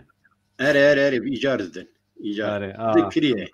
Yani kes nikare birşine û biçine û wisa bi kiriyê didin yek gidin. Bizin yek gidin wisa dibe. Eki xudan traktör hebe mes traktörê wî hene ew ji xera û mesrefî wan hepkê ew sibik dibe. Yani mesref tamamî ji holê ro nabe hepkî mesref sibik dibe ew xwedê traktör xwedê alav û ew hepkî işte qazencê wan çê dibe. Le gel piranî işte îcar didin. Rast e. Mamoste riya dizanî mesela Kurcem hinek bişopînin li Türkiye mesela pirsgirêka herî mezin, pirsgirêka herî giran ku bi salana berdewam dike mesela Kurd e. Eger tu çûyî meclisê tê çi bikî ji bo mesela Kurd? Tê çawa çareser bikî? Mesela Kurd me got ji serî de zimanê Kurd bira azad bibe. Bira jin azad bibin. Bira gelê li Türkiye dijin hemû azad bibin. Ji bona wan mekazagûneka demokratîk gerek herkes xwe tu mekazagûniyê de yani de anayasayê de xwe bibîne. Gerek guhartina mekazagûnekê demokratîk çê bibe. Li kor xebatê heke yani mesela herî giring jî guhartina mekazagûnê yani guhartina anayasayê. Gerek tu anayasayê de herkes xwe bibîne. Her gelê Türkiye dijin ne tene ji bo Kurdan ji bo her kesî gerek mekazagûneka demokratîk ava bibe. Yani herkes xwe mekazagûnê de xwe bibîne. Yani dibêjin ya ji bo hemû azadbûna jinan, ji bo cîvanan, ji bo xwendekaran, ji bo her kesekî. Yani meclisê de gerek ev tiştan bên ziman û guhertin çê bibe. Yani pergel be guhertin. Pergeleka demokratîk. Yani divê avayî da gerek her tiştekî em li meclisê em bikev meclisê me wan bînin ziman. Spas mamoste.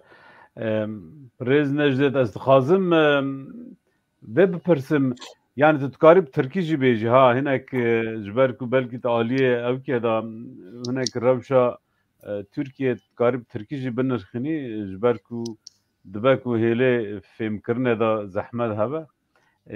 Mesela niha hilbijartin Türkiye çê dibe te hinek tişt bi Kurdî anî ziman tu dikarî wana bi Tirkî ji em bêjin beştervanan re bînî ziman?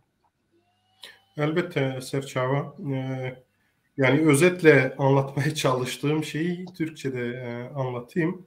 Ya Türkiye bir kırılmanın eşiğindedir.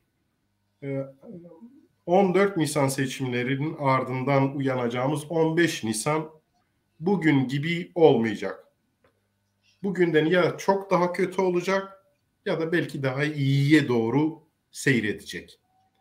Eğer mevcut iktidar kazanılırsa şu an sahip olduğumuz ne varsa maddi manevi onu da kaybetme riskiyle karşı karşıya kalacağız. Yani Türkiye bir cehenneme doğru, bir karanlığa doğru tepe taklak gidecek. Ekonomik olarak böyle, hukuk düzeni bakımından böyle, toplumsal barış açısından böyle, özgürlükler ve demokratik ölçüler, normlar bakımından böyle. Şimdi dahi şikayet ettiğimiz, memnun olmadığımız bu şartları da arar hale geleceğiz. Niye? Çünkü 20 yıldır işareti veriyor. Diyor ki beni hiçbir ölçü tutmaz Tayyip Erdoğan. Yani dini ölçüler desen, hani dindar ya, namaz kılıyor ya, o da tutmuyor. Yani o ölçüler de bağlamıyor onu. Gerektiğinde onu da manipüle edebiliyor. Hukuk düzeni, anayasa, bunlar zaten bağlamıyor kendisini. Yani adeta o monarşik dönemleri arıyor. Yani padişahın her dediği yasa niteliğindedir ya. O da ben ne diyorsam o. Yasa mı, kurum mu, kural mı? Hayır diyor. Beni bağlamaz. Bu işte bu düzen, yani 21. yüzyılda bu düzen Türkiye gibi işte 80-85 milyon nüfusa sahip bir ülkede sürdürülemez. Felaket demek. Her bakımdan felaket demek. Dolayısıyla 15 Mayıs'ta eğer Erdoğan yine kazanırsa bu felakete doğru hemen 15 Mayıs'ta sürüklenmeye başlayacağız. Erdoğan kaybetmesi demek yeni bir umudun inşası demek. Hukuk, kurallar ve kurumlar düzenin yeniden oturtulması, asgari bir demokrasinin inşa edilmesi, insanın fikri ve örgütlük işte güvencesinin sağlanması ve elbette ekmeğinin de giderek büyümesi, sofrasının giderek zenginleşmesi anlamına geliyor. Bu bakımdan bütün geride bıraktığımız seçimlerden daha farklı. Bu sebeple kim ne düşünüyorsa, ama ne düşünüyorsa mutlaka gidip oyunu kullansın, tercihte bulunsun istiyoruz. En önemli nokta bu. Eğer gerçekten bu karanlığın devamını istiyorsa yine gitsin onu tercih etsin. Ama eğer bundan memnun değilse zahmet edip lütfen gidip oyunu kullansın. Dediğim gibi biz işte HDP, Emek ve Özgürlük İttifakı, şimdi Yeşil Sol Parti şahsında Cumhurbaşkanlığı seçiminde Erdoğan karşısında Kılıçdaroğlu olması vesilesiyle Kılıçdaroğlu'nu tercih edeceğiz. Bu şu manaya gelmiyor. Kılıçdaroğlu bütün dertlerimizi çözecek. Ülkenin bütün sorunlarını çözecek. Hayır, öyle olmayacak. Ancak çözme ihtimali açığa çıkacak ve bu müzakere zemini belki iklimi oluşacak ve giderek bir geçiş dönemine yeniden bir inşa olanağı ortaya çıkacak. Bu bakımdan Kılıçdaroğlu seçeneği önemli. İkincisi, bizim temel hedefimiz faşizmi dağıtmak, Erdoğan ve Bahçeli rejimini yıkmak. Bu noktada karşıda kim var diye bakılıyor. Kılıçdaroğlu var. Eğer negatif biri olsaydı elbette Emek ve Özgürlük İttifakı adayını çıkaracaktı. Ne o ne o diyecekti. Ben kendi adayımla gidiyorum, seçmenlerime bir seçenek sunuyorum diyebilirdi. Ama adayı çıkarmayarak Kılıçdaroğlu yönünde bir tercihte bulunuyor. Bu kıymetli bir tercihtir. Bakın öyle bir hale geldik ki ortalama insanı da arar olduk. Çünkü Kılıçdaroğlu her bakımdan tercih edilebilir bir seçenektir. Naif bir insandır. Geçmişi kirli değildir. Ben tamamen insani şeylerden, özelliklerden bahsediyorum. Politik sebepleri saymıyorum. Politik olarak eleştirebileceğimiz çok şey var. Ama tek başına mütevazı olması, demokrat olması, ailesinin, geçmişinin, servetinin, her şeyinin toplumun ulaşabileceği diyelim olan bir geçmişin olması bile tercih sebebidir. Zaten alternatiflere baktığımızda da en iyi seçenek yine Kılıçdaroğlu'ydu. Bu bakımdan herhangi bir endişe duymadan Cumhurbaşkanlığı seçiminde Kılıçdaroğlu'nu tercih etmeye davet ediyoruz bütün seçmenlerimizi. İkinci olarak da elbette parlamento seçiminde HDP fikriyatının, Emek ve Özgürlük blokunun yani Yeşil ve Sol Parti'nin maksimal bir çoğunluğa ulaşmasını istiyoruz. Bu noktada Cumhurbaşkanlığında Kılıçdaroğlu, parlamento seçiminde mutlaka Yeşil Sol Parti'ye oy vermelerini rica ediyoruz seçmenlerin. Niye? Eğer Erdoğan kaybederse oluşacak yeni mecliste yeni bir Türkiye'nin inşa edilmesi, yani anayasal olarak kurumlar ve kurallarının yeniden inşa edilme ihtimali olanağı doğuyor.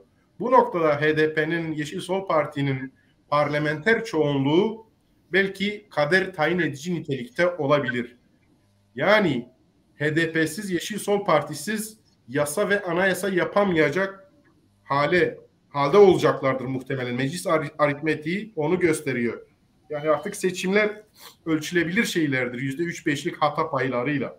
Dolayısıyla saha araştırmaları da onu gösteriyor. Hem seçimin akıbeti konusunda hem de parlamento aritmetiği açısından öyle bir aritmetik oluşacak ki HDP eğer katılmazsa, ikna edilmezse, rızası alınmazsa ne yasal ne anayasal değişiklikler olamayacak.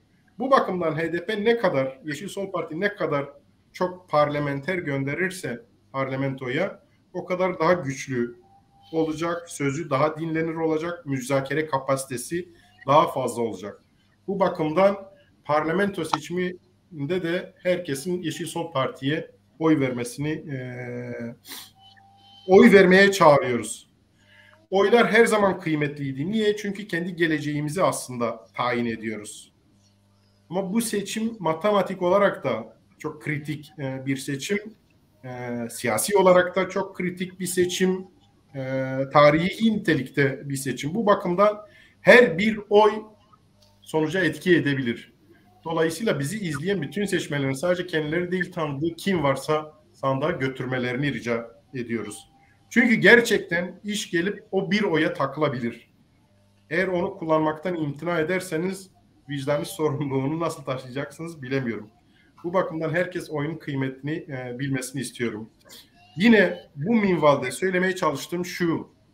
Bakın mücadele çok zor bir şeydir. Hele bir ulus mücadelesi vermek, hak ve özgürlükler mücadelesi vermek, demokrasi mücadelesi vermek çok zor ve zahmetli bir şeydir. Herkes yapamaz, herkesin imkanı yok, kapasitesi olmayabilir. Ama herkesin yapabileceği bir şey var diyoruz. İşte bu bir şey kimi zaman emektir, kimi zaman cesarettir, kimi zaman kahramanlıktır, kimi zaman canıyla insanlar katılırlar bu mücadeleye, kimi parasıyla, kimi aklıyla. En ekonomik olanı oydur işte. Yani oyunu kullanmaktır. İşte bu fırsat varken ve bu oy bu mücadelenin seyrine etki edebiliyorken insanların bu imkandan feragat etmemesini, imtina etmemesini rica ediyoruz. Bir oy 21. yüzyıl gerçekliğinde etki edebilir. Türkiye gerçekliğinde hayatın seyrine, rejimin gidişatına, ekmeğimizin büyüklüğüne, kapasitesine, ne bileyim sistemin, rejimin geleceğine etki edebilir. Bu bakımdan oyunun ne kadar kıymetli olduğunu, ne kadar kıymete bindiğini hem idrak etmemiz hem de olabildiğince anlatmamız gerekiyor. İnsanlarımızın, bizi dinleyenlerin, ulaştığımız herkesin gidip oyunu kullanmasını ve oyunu elbette Yeşil Sol Parti yönünde kullanmasını, bütün çabamız, haykırmamız bu minvaldedir. Yani aman benim oyumla ne olacak, ne değişecek ki? Aman Kılıçdaroğlu kazansa ne olacak ki? Bunlar gerçekten anlamsız ve yersiz, anlam biçmediğimiz şeylerdir. Değiştirir, değişecek. Dedim ya, son söyleyeceğim bu minvalde şey şu. 15 Mayıs asla bugün gibi olmayacak. Ya daha karanlık bugün daha gerisinde ya da belki bir umudun inşa olduğu yeni bir başlangıca vesile olacak. İşte bunu belirleyecek olan her birimizin kullanacağı oylardır. Oyumuzun kıymetini bilelim ve gidip kullanalım diyorum. Bütün anlatmaya çalıştım bu. Teşekkür ederim. Sağ olun. Evet, میوان داوی جهات رز قادر چلیک هفسروک پیکانه بره بو از بینم سر اکرانه سلاوه که بدن ماموستاجی رز قادر تبخیراتی برنامه پیکان تیوی سپاس احمد مالاتا و میوان راجی گلک سلاف ایوارا و گیشکا باشکا صاحبی ایوارا تاج باشبه ماموستا شخوا تو دربار قرشهر دا چه دزانی چه اوکیته هنه چه آگاهی ته هنه مروواتی ته هیه چه هیه نزانم از خازم دست بیبکر از خارجی تابرامه یعنی که مصطفی نتنه حواله من خاله منش سرچاوه خارج سفر تابر میفیکی هم دبیجه میفیکانه از خالان من ترکی نه قسمه کی تابرای بچوکی او بو ترکی بو قسمه کی خیلی چونه بیشتر الورمانه باشه جناب کالی منو برای خیلی بارد کنه تنه گندیمه انا خالان من خالتی من گیل تابرا تنه دونه داکیم تنه گردول آتیه دونه دو دما که کنده اونه و بارکری چونه گردولی یعنی خالان من خاطنه هره تمام سرچاوه یا خاله میگیش که دومی خواهو که قشره گیش بوده این آنش دونه میش قشره نوان حساب که تمامات ناشور برنامه پسر ناوی قشره بکوه برنامه سرچاوه شما یعنی از دایما دویم از نیبی منیش قشره نیبی منیش خوی از خارجه و میان همجا وقت یعنی وقتی دیجو قشره چون آتنه من مثلا هری 2004 من برنامه جبوی رشد بی وقت دست بکر ما چکر من قشره دست بکر همچون توسم برونه تا برج از چوم تر چوم قشره هاتمه همچون توسم برون جوی دارم چون عمل تابرا برنامه کشان مال شای کشان مال سراب کشان از و گناه برش زانم یعنی از آغزی حتی یرکه رند زانم بوسته په یرکه لاغزی او که از رند زانم که مصطفی بزن آغزی گری و آوان اولوا درنا از نچومه وی آلی دا آزی آوان دا جوانا دا بیجن برکوتی نه اخچیا نه آزی چوله دا بیجن شغبلی نه میفکن راستا راستا اره که احمد برسی با پرسیته جواب یعنی که مصطفی با مل لگوته برش عبد الناصر کرده بزاتن که تیگیره کنگره پکانه چفته مل و داره عبد الناصر کرده بو لسرنگاه صحبتی که می کنجیه بو ماشاءالله جوی رو که حتی نهایت خده نقصدی یعنی گنجه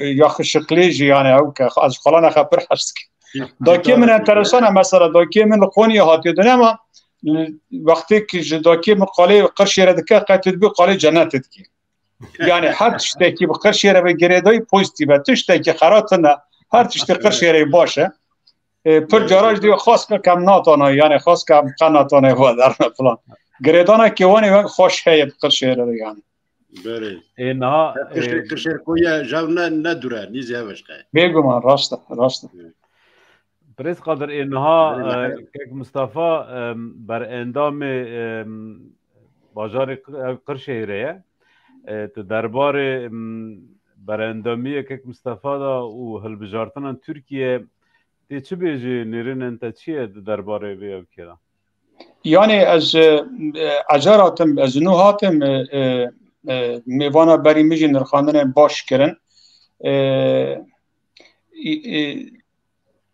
اگر که مرد گشتی بی لترکیه نها جبوی کردا هلبجارتنی گشتی بی آستا مان و نمانه جبر کو او رژیما کو ولات آنیه وی حالی حتی نها لسر دجایتیا کردی یا جو کردا دجایتیا اتنیسیتی دن خدای جیان کرن یعنی او خونا کد تامار رژیم AKP و MHP دیگره حتی نها خونا آنتی کردبونه یعنی تو مزدیکی دوی دنمه دا مینا وی دنمه تو جرال همبر کردای هیریشکاری و چافسوری و ظلم زور نهاتیه کرن هم لسر باشار را هم لسر انسانا لسر سازی کردا لسر بلدی کردا لسر سیاست مدار کردا ظلم کن حقیقی پر مزن هاتیه مشاندن تشتی که نها و رژیم هایی لسر نگاه دگرجی فاشیزم خوابه یعنی او فاشیزم خام و دوی فاشیزم داجی ستون هری سرکه دجایتی کردان دجایتی که پر وکریه یعنی وی روژه بری دو روژه مرکز آمد و گلک باجره دن دوست انسانی زیده تر انسان هاتنه گرتن تو مزید که نواندگی انسان روشنبیرن انسان خوانده انسان پیشکتی روشنموانن اوقاتن انسان تئاتر و جینه و انسان دنگشی انسان که یعنی قلم دگرن تفکرن دافرینن انسان که ری نشانی جواد کردن وان بره خدده وانا يعني بفكره كك اتالاجي يعني جمل باشتر بزانه لتركيا و دیروکا پر ولاتا دا تی پارتی تنانه کو 14000 اندامی وان حتی آتبنا گرتن زندان کرن او پارتی هیچ سرنگابه هیچ البرخه يعني به شکلی تیسر تزانه چاپ سوریه خل هم بر روجاوا بردام دکی چاپ سوریه خل هم بر باشور دیدم مشاندن لباکوش دستی وان چت دیدکن همی سازی و چالاکی و امبیجن قاباویتن کردا کریمینالیزه دکن جبوکو مشروعیت دور بکده جبوکو شاوی ملت دور بکده بی قیمت ببه بی اعتبار ببه وان دمشینه جهله کده جو ظلمه که حشک yani اگر کشتن به کشتن اگر گرتن به گرتن اگر سرگون کرن به سرگون کرن او دکی yani بریا چند روزا هم باجاری که قطار لباشور لحولیره لدوهو که لورتا گالری که هات کشتن yani انسان سیویل دکن هدف انسان او دکن هدف و جهلا دواجی کمپانیا کپتر بقریش دمشاندن مثلا سلیمان سولی دوهی در کتیه دوی برندامک هدفی ها باجار خوجالی دوی اویا ملیتانا پاکی که بوی نظام چیز بوکو یعنی دیجاوی ملت ها وی او که کریمنازی کرنه و به اعتبار کرنه به درونشکاندن و لیستیکانا دکنه لگره کم تشته که بزانه یعنی از بخال اوروپا مل اوروپا حتی نها چند جارا با البجارتن بوی مچوی دنیا خود دایم ذاتاً ملتی مج یعنی کردا هم الولات هم دربای ولات حتی نها چه جهاتی خواستن کریه یعنی راستیش فداکاریه که کردا کری دنیا عالم جدیونه و ملتا لجاتایا المیدانایا الکولانایا المشایا الچالاکیایا yani her berdele dedi hatta ivari yani çe jete xwastin bijî dike ila majte dibînî li Avrupa Partiyek her zêde raya digirin AKP û HDP AKP ji ber ku îxtidara ji ber ku nîmetê îxtidarbûnê bikartîne bi pêş dikeve li Avrupa û pişta xwe ji dide muhefazakar û milliyetçiyek û li Almanya û Fransa wa dera dijîn û HDP ji ber ku Kurdê li diaspora baş hatine organize kirin û daxwazekî wanê netewî heye û wê jî bi siyaseta HDP da dînin ziman ya jî wek navnîşan ji xwe qebûl dikin pişta xwe didin bi rastî jî heta niha mesela hilbijartina bervê da tê bîramî gelek krîtîk bû heta yani ew rîskek hebû ku HDP neke taba parlamentoyê jî û herî dawî bi saya reyê ku li Awropa hatine hilbijartin baraj derbas kir û kete parlamentoyê yani lama yani gavadin mêvanê me jî ziman kir reyek jî pir xwedî qîmeteke pir mezin reyeke bi tenê jî ha gerek kes neve ya reyeke birayê min jî neve bira çi dibe yani reyek mavê dunya bişewtin na reyek min yek te êdî ew hemî wexta ku hatin bahe bi serê xwe dibin hêzekiyek jî divê însan wijdanen xwe ew bike xwe rehet bike bêje ya min wazîfeyeke xwe ya wijdanî bi cî anî min heta niha ez sempatiya min ji vê mücadele re heye piştgirî bi dayê vî milletî mücadela gelê xwe min ew kiriye min destek kiriye ev jî parçeyekê wê ez nikarim di mal de rûnim ya ji herim li cîkî rûnim mêvandarî ya jî faaliyeteke di bikim navê rojê yani dema ku te qerara xwe dayê gerek bi biryardariyekê mezin tu herî û dengê xwe bidî û bixara jî pir însana îxna bikî bi ser sandiq yani divê ew jî erkekê me be ew jî wazîfeyekê me be hal Anatolya navîn jî yani çil Qirşêrê çil Konyayê çil qezaya Ankarayê jî bi şiyarbûnekê divê em qebûl bikin yani ew mücadela çil salî dawî şiyarbûnek li Anatolya navîn jî pêk anî yani şawa ku li Kurdistanê ew şiyarbûn çêbûye xwe naskirin û girêdanekî bi nasnama netewî re çawa ku çêbûyî li Anatolya navîn jî enî tişt çêbûyî yani şiyarbûnekî pir pir mezin û pêşketî ku ew rihê neteweyetî di dilê me de şiyar kirî çêbûye ew jî hêzekê dide me yani niha bifikirim pir cara îstatîstîk me meze kirine gundekî em bêjin qeza Qulî Tirke tu dibînî vî gundî ya AKP partiya yekemîne ya jî MHP اما گند گدنی کردا مزکه لبرجی تام ترسی تشتک درد کلمه اگر گند کرد بس 100 یا HDP یا بری به HDP و işte BDP و اگر هر چه به پارتیه کو روحیت کردایتی تمثیل دکه یکمین درد کله اوش مرا یعنی او که گدده برما یعنی نقشه که خریطه که گدده برما کرد وقتا کو درن سر صندوق لگور تفگرینا نتوایی لگور ذهنیت نتوایی لگور تیگشتن نتوایی حرکت که لگور وجد دمشین و رای خود دن او هیزک پر مزنه دوی هم قیمت بدن وی نها تشتش مرا مایی چیه دوی ام جاورو پادا لخزمه خواه بگرن پسمامه خواه بگرن لدوتمامه خواه بگرن خوشک برا بگرن دو بابا بگرن وان اخنا بکن ابراستی جی میوانش آنی زمان نها گشتی او که هل بجارتنا خدره اگر 5 سال دن لدروایی یعنی 5 سال دن فرصت ورد داین که او اقتدار فاشیست وی او که بردوام بکن رژیم خواه نها بردوام بکن و یعنی وندبونک هر کسی را کرد کم اتنیسیته دن کارکر بلنگاز فقیر گندی جودکار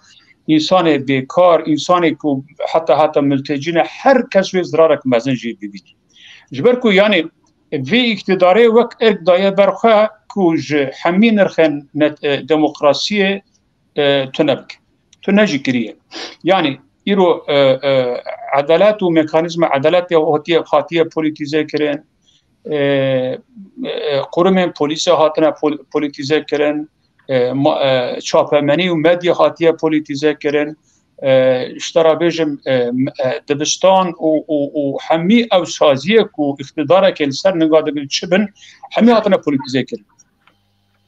پولیتیزه کرن جبروی اگر که 5 سال دن تاریتی فاشیزم دموکراسی دوربونه که اگر بردوام بکن و مگش کار ببنده بونه که لی اگر جنها جبو گهراندنا اقتدار امرابن سرنگا امی شانسه که نو بودن وی جغرافی وش قزنجا کردارا بجی وش قزنجا اتنیستی درا بجی وش قزنجا دموکراسی ولیت را بجی وش جبو پیشروزا که آزاد گاواویتنک بجی وش بو زارو که ما دبه کو ببه گاواویتنک که بر باشیه و نها یعنی بفکره من ایرو نوچه خان 4 قوریجیا نزانم لکه داره بو صورت صلاح الدین دمرتاش عجباندنه یعنی بگن کرنه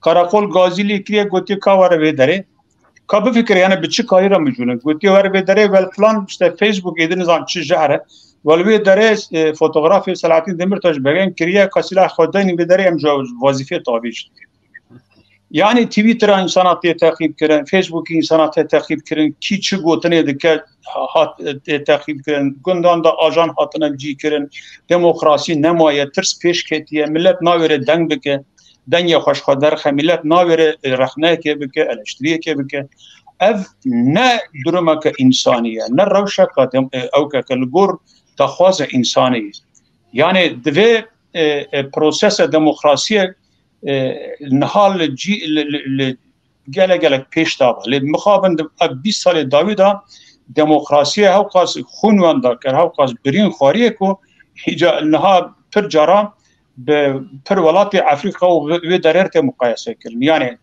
به صدا روزنامه وان هندر دانه انسان جبو فکر خو آین زمان هندر دانه مخالف هندر دانه کرد هندر دانه کی رخنه که دکد هندر دایه یا جی جزای پرت داین ولاد گوی حبس خانه که بی سروبر ای او تشتکی که نهی قبول کرد اگر خمک تهبش بوی ولاتی اگر بوی ولاتی یعنی فکارک تهبه تبو خازیر وی ولاتی جی ایدی روش هله روناهی وره ملت آزاد به ترس رابه کشتن نبه زخت و ظلم نبه هفدو ایشاندن نبه هفدو تحمل کرن به پیش که دوی تجبو وی رایب یانا هم دیبین حتی واری باقان اوان و نظام چکی اوان به ایلشکی اوان به مافیا و نظام بچرا و نارکوتیک را و پراششتن را و بتشتی گماری را و شرکت یا نظام قرانلق را فلان بیوان درد کبدن اگر تو دخوازی اف اقتدارا کو وقت راسل خاکری بردوام ببه تدکاری يعني اوقاتي تبقى آزادي تدكاري بيشجري بدوي لي اگر تو انسانك بي وبتراجي وجدان هبه وجبو في ملتي في ولاتي في جغرافيا في برديلك خاطي داين اف مجادلة كل سالة بردوامه حرمتي تهبه تجرى ريزي بقري دبيت القروي بربرسيارية حركتك يعني وقت تشوي سر صندقي تشل قونياي بي تشل قرشهري بي تشل اسكيشهري بي تشل انقره بي يجي الآمد القرصي وموشي والحكاري دبيت القور في زانبوني في ذهنيتي في مفهومي حركت بك او اركا ما جيشكاري بري حد شتم انسان پاشم كردن لي اگر انسان خوك انسان بحركت بكي وكرد ببيني وك مسلمان ببيني وك ديمقراط ببيني حمر درد كبن ويداري دبي ابي اقتدار بداوي شارتني يعني دبي ابي اقتدار بداوي اقتدار كو فكره آزاد رو حرمتي خوتنيه ج ديمقراطيه حرمتي خوتنيه ج جهه رنگيا فكره يعني فكر özgürlüğü او كرا تنيه جرخنيره تنيه مخالفات تنيه جي چاپمني آزاد رو حرمتي خوتنيه دبي اف اقتدار بداوي ور اقتدار وصل دبي تنر لتو دوراتنا يعني نا اوغندا او كي ايدي امين ها امشي نا يعني سال 2023 40 milyon Kurd وان تنه حساب دكت وان جي او كي خدك يعني وان وكي بروباغندا اراجي كي بيس كارتين يعني كرد تدي كرنا او كي قوم ترباسي تو او دخوازه لي بده ايد دخوازه لي بده ايد دخوازه لي بده او اقليمه كي نفرت شكلنا الهمبري كردا دبي تكر في قبول نكن يعني ام كرد شخاره كرنا اوبجي نفرت لسر ملي ما او دكن سياسات دكن جبوكم ملات الهمبري ما سور بكن الهمبري ما بدن هيريشا الهمبري ما توش بكن اقليمه كي نفرت ايامه كي نفرت تشكرنا والسر وجه سياسات دمشي كي تشتكي دبي حدا بابكك كي تشتكي دبي قانديل كي تشتكي دبي وطن خايني كي تشتكي دبي دجمني ولات ونظام شي دشت شمال فلان بيوان بوات شتانه دخوازن خاصر نقاب كرد ملتك فقيره براستي تشكريه يعني كردا زمانه خود خوازن ناسنامه خود خوازن يعني حتى كرد هاتنا في درجه بيم الا وراجي بروبلمي متنا بسينوري وراجي بروبلمي متنا بارچه فرازي جم ناخوازن ثاني ام وقت نتو بين قبول كرن هن حقيمه بنجهين ورد داين ام حاضرن بحمي ملت ترى برا بيجي من اكابج رو جاباي يعني الوي دري سريان جي عرب جي كرد جي ارمني جي بزمانه خب ناسنامه خب نرخ خب چند خو جانه دي بهبره چمم نکارم بکن هزاران سال مزوپوتامیا او راستی هاتیه مشاندن هم دکارن لبرجی بکن yani tişte ku Kurd xwazin tişte pir marjinal bi rastî jî ne tişte ku were kriminalize kirin beriya 15 sala beriya ve çûm Hindistanê çûme bajarekî biçûçik min mezekir bi zimanekî ew ki yani ne Hindiye zimanekî cuda hatmin migo ev şiye go navê vî zimanî Telugu li eyaleta Andhra Pradesh nêzîkî Hyderabad ما مستب درس خاط کر فلان مجمرات تشتك گوتم گل هندستان زمان هندی نفر سر کسکی تاني زمان بيروقراطيه هر کس تاني زمان خو ایتیم دی بینه ها الهندستان هر کس زمان هندی نظام هر کس زمان يعني پنجابی زمان پنجابی تلگو زمان خو اردو زمان خو نظام نه مجبوری زمان دولت بزانی یا مگو حیران يعني جسدي ده بدن من امپرازي يجبوك تيرو دبي كرت اللينش دبي تتكشتن يعني مرق لقونيا شو ايلك بتفضل امها كرجا كسنا هيشتيو يكو بيشت كشتن فاشيستكيش بوس خرج بركو كرد او نفرتها او قصدان انسان هركز لحمبر كردا خوك او كي اورديه كي دبي خوك يعني او كي شبن بارازري ملي تركبوني دبيني حاضر اكو يعني الحمبر كرد حد تشتي بك انسان هاو كرنا حاضر بومبا سرسري بومبا يعني من انتحار بومبا جسي حاضر كرد دبي او اقليم بداوي ور او نفرت اقلیمی زراره دده ترکیه جی دده ترکا جی دده پیشکتنا ترکیه جی دده دموکراسیا ترکیه جی ترکیه که نه دموکراتیک نه بخیره کسی دبی ترکیه فهم بکن هر چه قاست الحنبر کرده فاجین پیش خست دبی ولات که فاشیست و تو چیزی زراره دبینی کری زراره دبینی ایدیش دبینی جبو که اگر تو دولت که دموکراتیک بخوازی ولات که مدرن و پیشکتی همدم و همی ولات دنیای دوی سویه ده بخوازی دوی حکومته لدش و تف بگری و رای خوابدی چیه بیجن یعنی اتفاق الحنبر و اگر کم به کرتی بیجن بانگا من لکرد می رشی کرد می جانبگی کرد می عثمانی کرد می ترکی کرد می باله حیمان شیخ بزن آناتولیا ناوین هر کی هبه دوی بزانابونا ناسنامه خواه به چاندا خواه به میراث خواه به کردایتی خواه تف بگره جبو ترکیه که دموکراتیک ترکیه که خلق تیدا وقت برا خوچ برا دجین ترکیه که نرخن دموکراسی وقت هویه به پیشکتی هر سر صندوق و ریا خواه بدن یعنی از حتی چند روزا بخواه هرم لوی داره بدن و کرده میه که لأوروپا ناجی بلا نوک بریه هر کس ند رود که دا هفته که 10 روزن هر کس روزه کشخوار حل بجیره روزه کشخوار تثبیت بکه جنکا خواه زاروکه خواه حواله خواه دورا خواه جرانه خواه جب خواه ببه رایه بدن او جی ارکه که می دیروکیه دا که هم سر خواه بدن سر بالیک او برحدی را که سلام و حرمت بو و گیشکا نخوازم دمه و زیده بگرم اگر پرسه که وابنو دورات کارم پرسه خواه بکن تشتی که از بی وارده بیجم اوه که تحمل سپاس کنی مالا جبوی سپاس کنی مالا امی داوی وارن سر هناك هالبجارتني القون يسر ملا شمشيك جي امی ويجي بطرف تركي بكن لا ما برنامج ايبي ما دوام كرم جيشتن نزيكا 2 ساعات از خازم كرتاسي بريز نجد جي نيرين نوي بگرم ما مصطفى بردوام بكن چه بيجي لداوي جبوي کسی کل ما گهدار که کسی کل ما تماشات که چل Avrupa چل ولات yani براستی برایس قادر چلیک هر تش آنی زمان سپاست کم جبوی تشتی لازمه بیگوتن توایی گوت پر برایکو پیک گو yani از تشتی کو گوت توایی تولیدم o دبارت کم تشتی لی زیده کم زیده نه تنی تشتک نقطه کی تخوازم بیجم yani مجاره سر کماری دو کلشتاروğlu da vega em 105 vekil jibşeyin parlamentoya eger Tayyip Erdoğan serb keve mana vettine. Yani gerek em dü tişta dve hilbijartine de karbon bikin.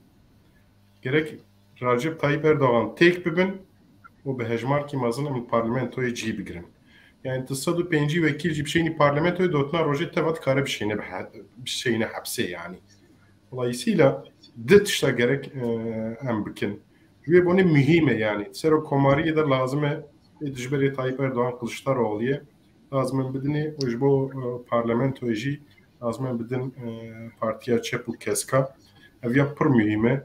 Biraz Kadir Çelik şuha go yani Avrupa bzeydayi Kurdeme Anatolya navin hene nizam em vesila ve xod ginin çıxas kesa li hevi u rıca mecvan ev koherin raya xob karbin yani insana hecara yekemin ejil Avrupa hilbijartin dibînim nizki 4 sal elverim Switzer'e.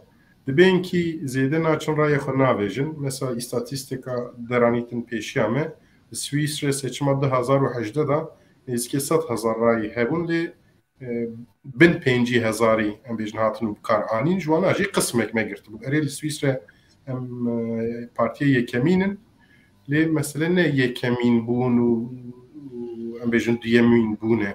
Mesela wê rayî kî zêde bigir yani heta çiqa derfetê te heben.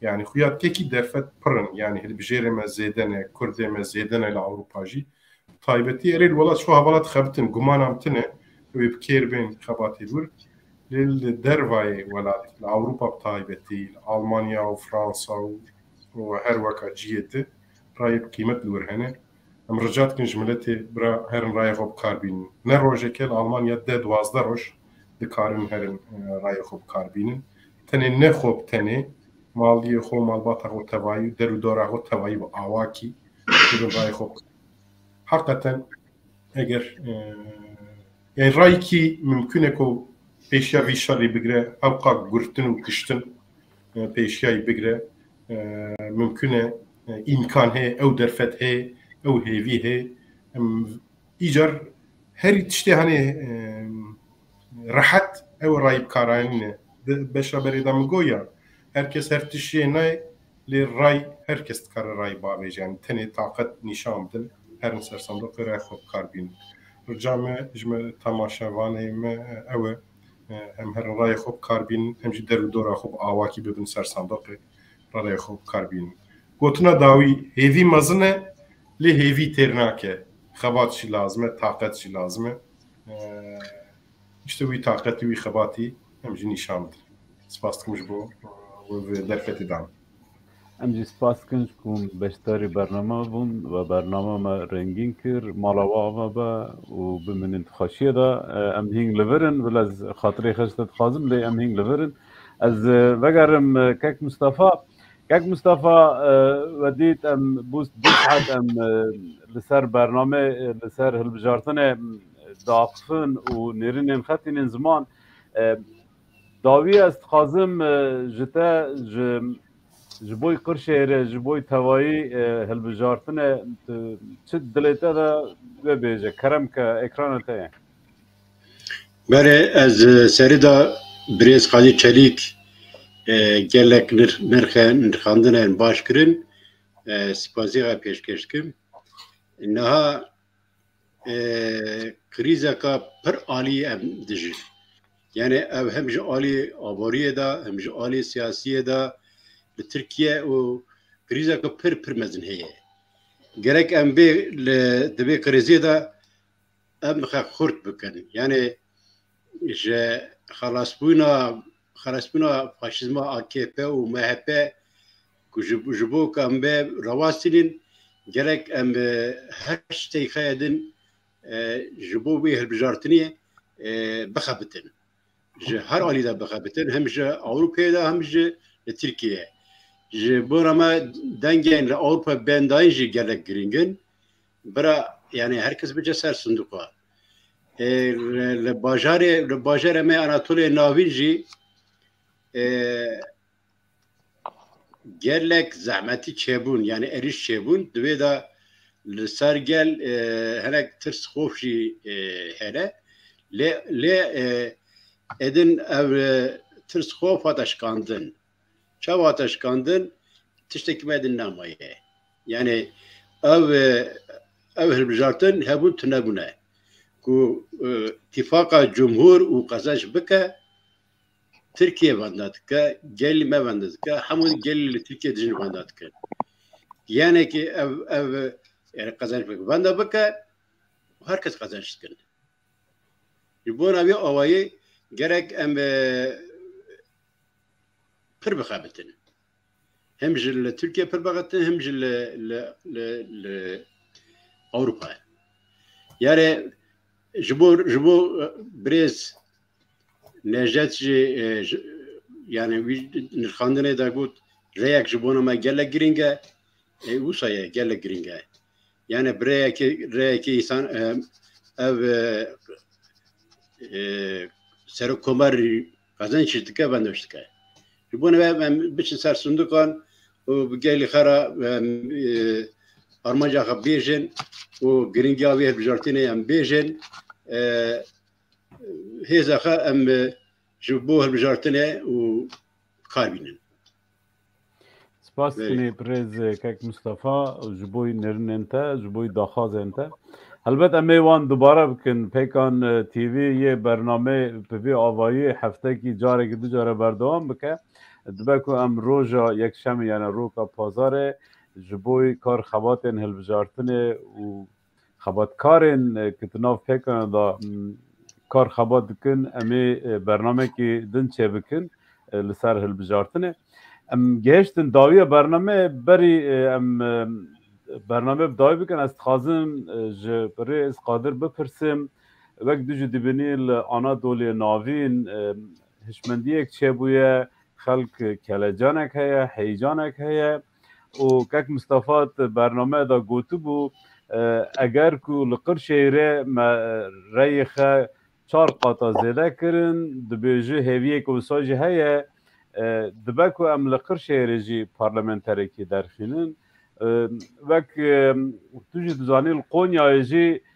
کلجانه که پیو آوایی بردام دکه لورجی دبیجن امکان دو پارلمنترا هنه لی کار خبات لازمه و خباته که ام بیجن ریک پیک و لازم بیجی تی مشاندن لانقره جی بسایه اقصر جی بسایه استخازم درباره کردن آناتولی ناوین دا هلبجارتنن دا تو هنک نرینن خه آنجی دخوازه خه بینی زمان دبک تو ترکیش بیج بلا تشنابه نه سپاس کردم یعنی کارم ترکیش بینی وکو یعنی باش وره فهم کنه اگر که درباره فهم کردن کردی دا پرسکری که با و پیواجوی هلبجارتن هم هنکی او بکن او که خواه نرم بکن شرط و زرگی خواه نرم بکن هنک بانی خصیص بگرد yani Orta Anadolu Kürt gerçekliğinin çok önemli belli damarları var.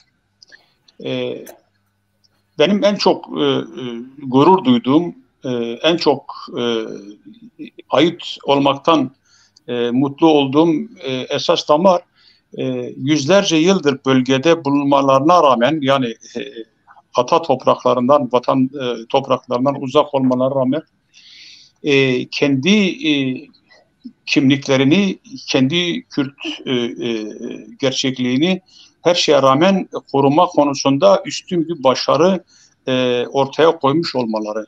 Bu belki de dedelerimizin, babalarımızın bize bıraktığı en önemli mirastır. Ve bu mirasa da bugüne kadar sahip çıkıldı. Ve bundan sonra da sahip çıkılacağı konusunda benim kuşkularım yok. Çünkü yani son 40 yıllık mücadele sayesinde ulusal anlamda çok güçlü bir uyanış söz konusu. Ve bu uyanışın insanlarda yaratmış olduğu bir şey var. Bir bilinçlenme var. Bu bilinçlenme bizi bugüne kadar getirdi ve bundan sonra da bu daha da gelişecektir.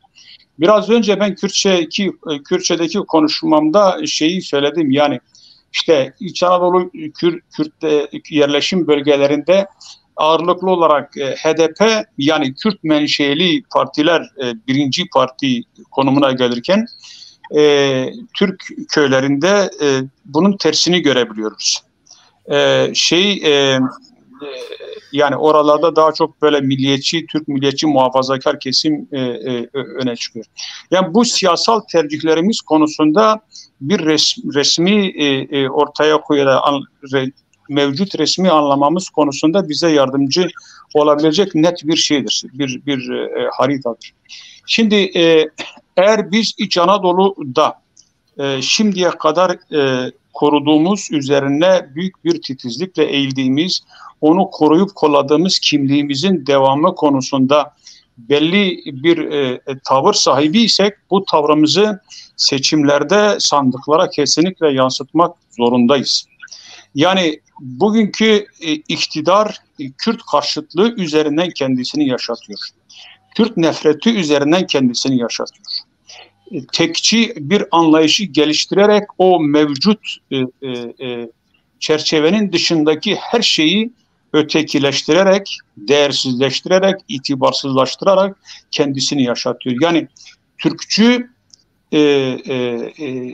İslamcı ve Sunni olanın dışındaki bütün unsurları reddederek işte Aleviye, Kürde, işçiye, devrimciye, sosyaliste karşı çok katı bir düşmanlık içerisinde hareket ederek kendisini yaşatmaya çalışıyor.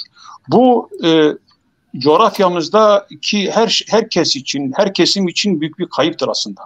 Belli bir kesimin iktidarda olma hırsı uğruna yaratmış olduğu bu iklim onun dışında kalan herkese zarar vermektedir. Eğer biz gelecekte çocuklarımıza karşı, bizden sonraki kuşaklara karşı size biz şu mirası bırakabildik demek istiyorsak, o noktada olmak istiyorsak önümüzdeki seçimlerde, yani 14 Mayıs'ta gerçekleşecek olan seçimlerde herkes tarihsel bir görevle karşı karşıya olduğunun bilincinde olmalı.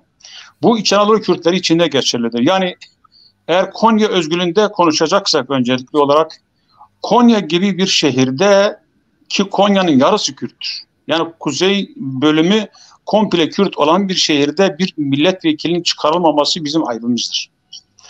50 binlerde seyrediyoruz sürekli olarak. Yani Konya'da Kürt siyasetinin 80 bin oyu yakalamaması bizim aybımızdır. Demek ki biz çalışmıyoruz.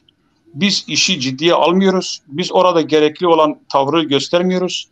Ve sisteme karşı muhalif olma tutumumuzda çok ciddi değiliz. Değilse Konya'da bir değil, 2 hatta 3 tane milletvekili çıkarabilme kapasitemiz var bizim.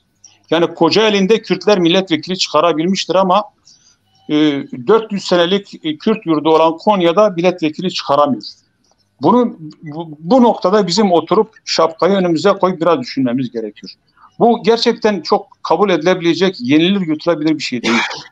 Bu şeyin, kısır döngünün bu seçimlerde kırılması bizim en büyük arzumuzdur. Yani başta Mullah Şimşek'in bizi temsilen meclise gitmesi ve mümkünse 2 hatta 3 milletvekilinin oraya gitmesi bizi kendimize olan güvenimizi güçlendirecektir.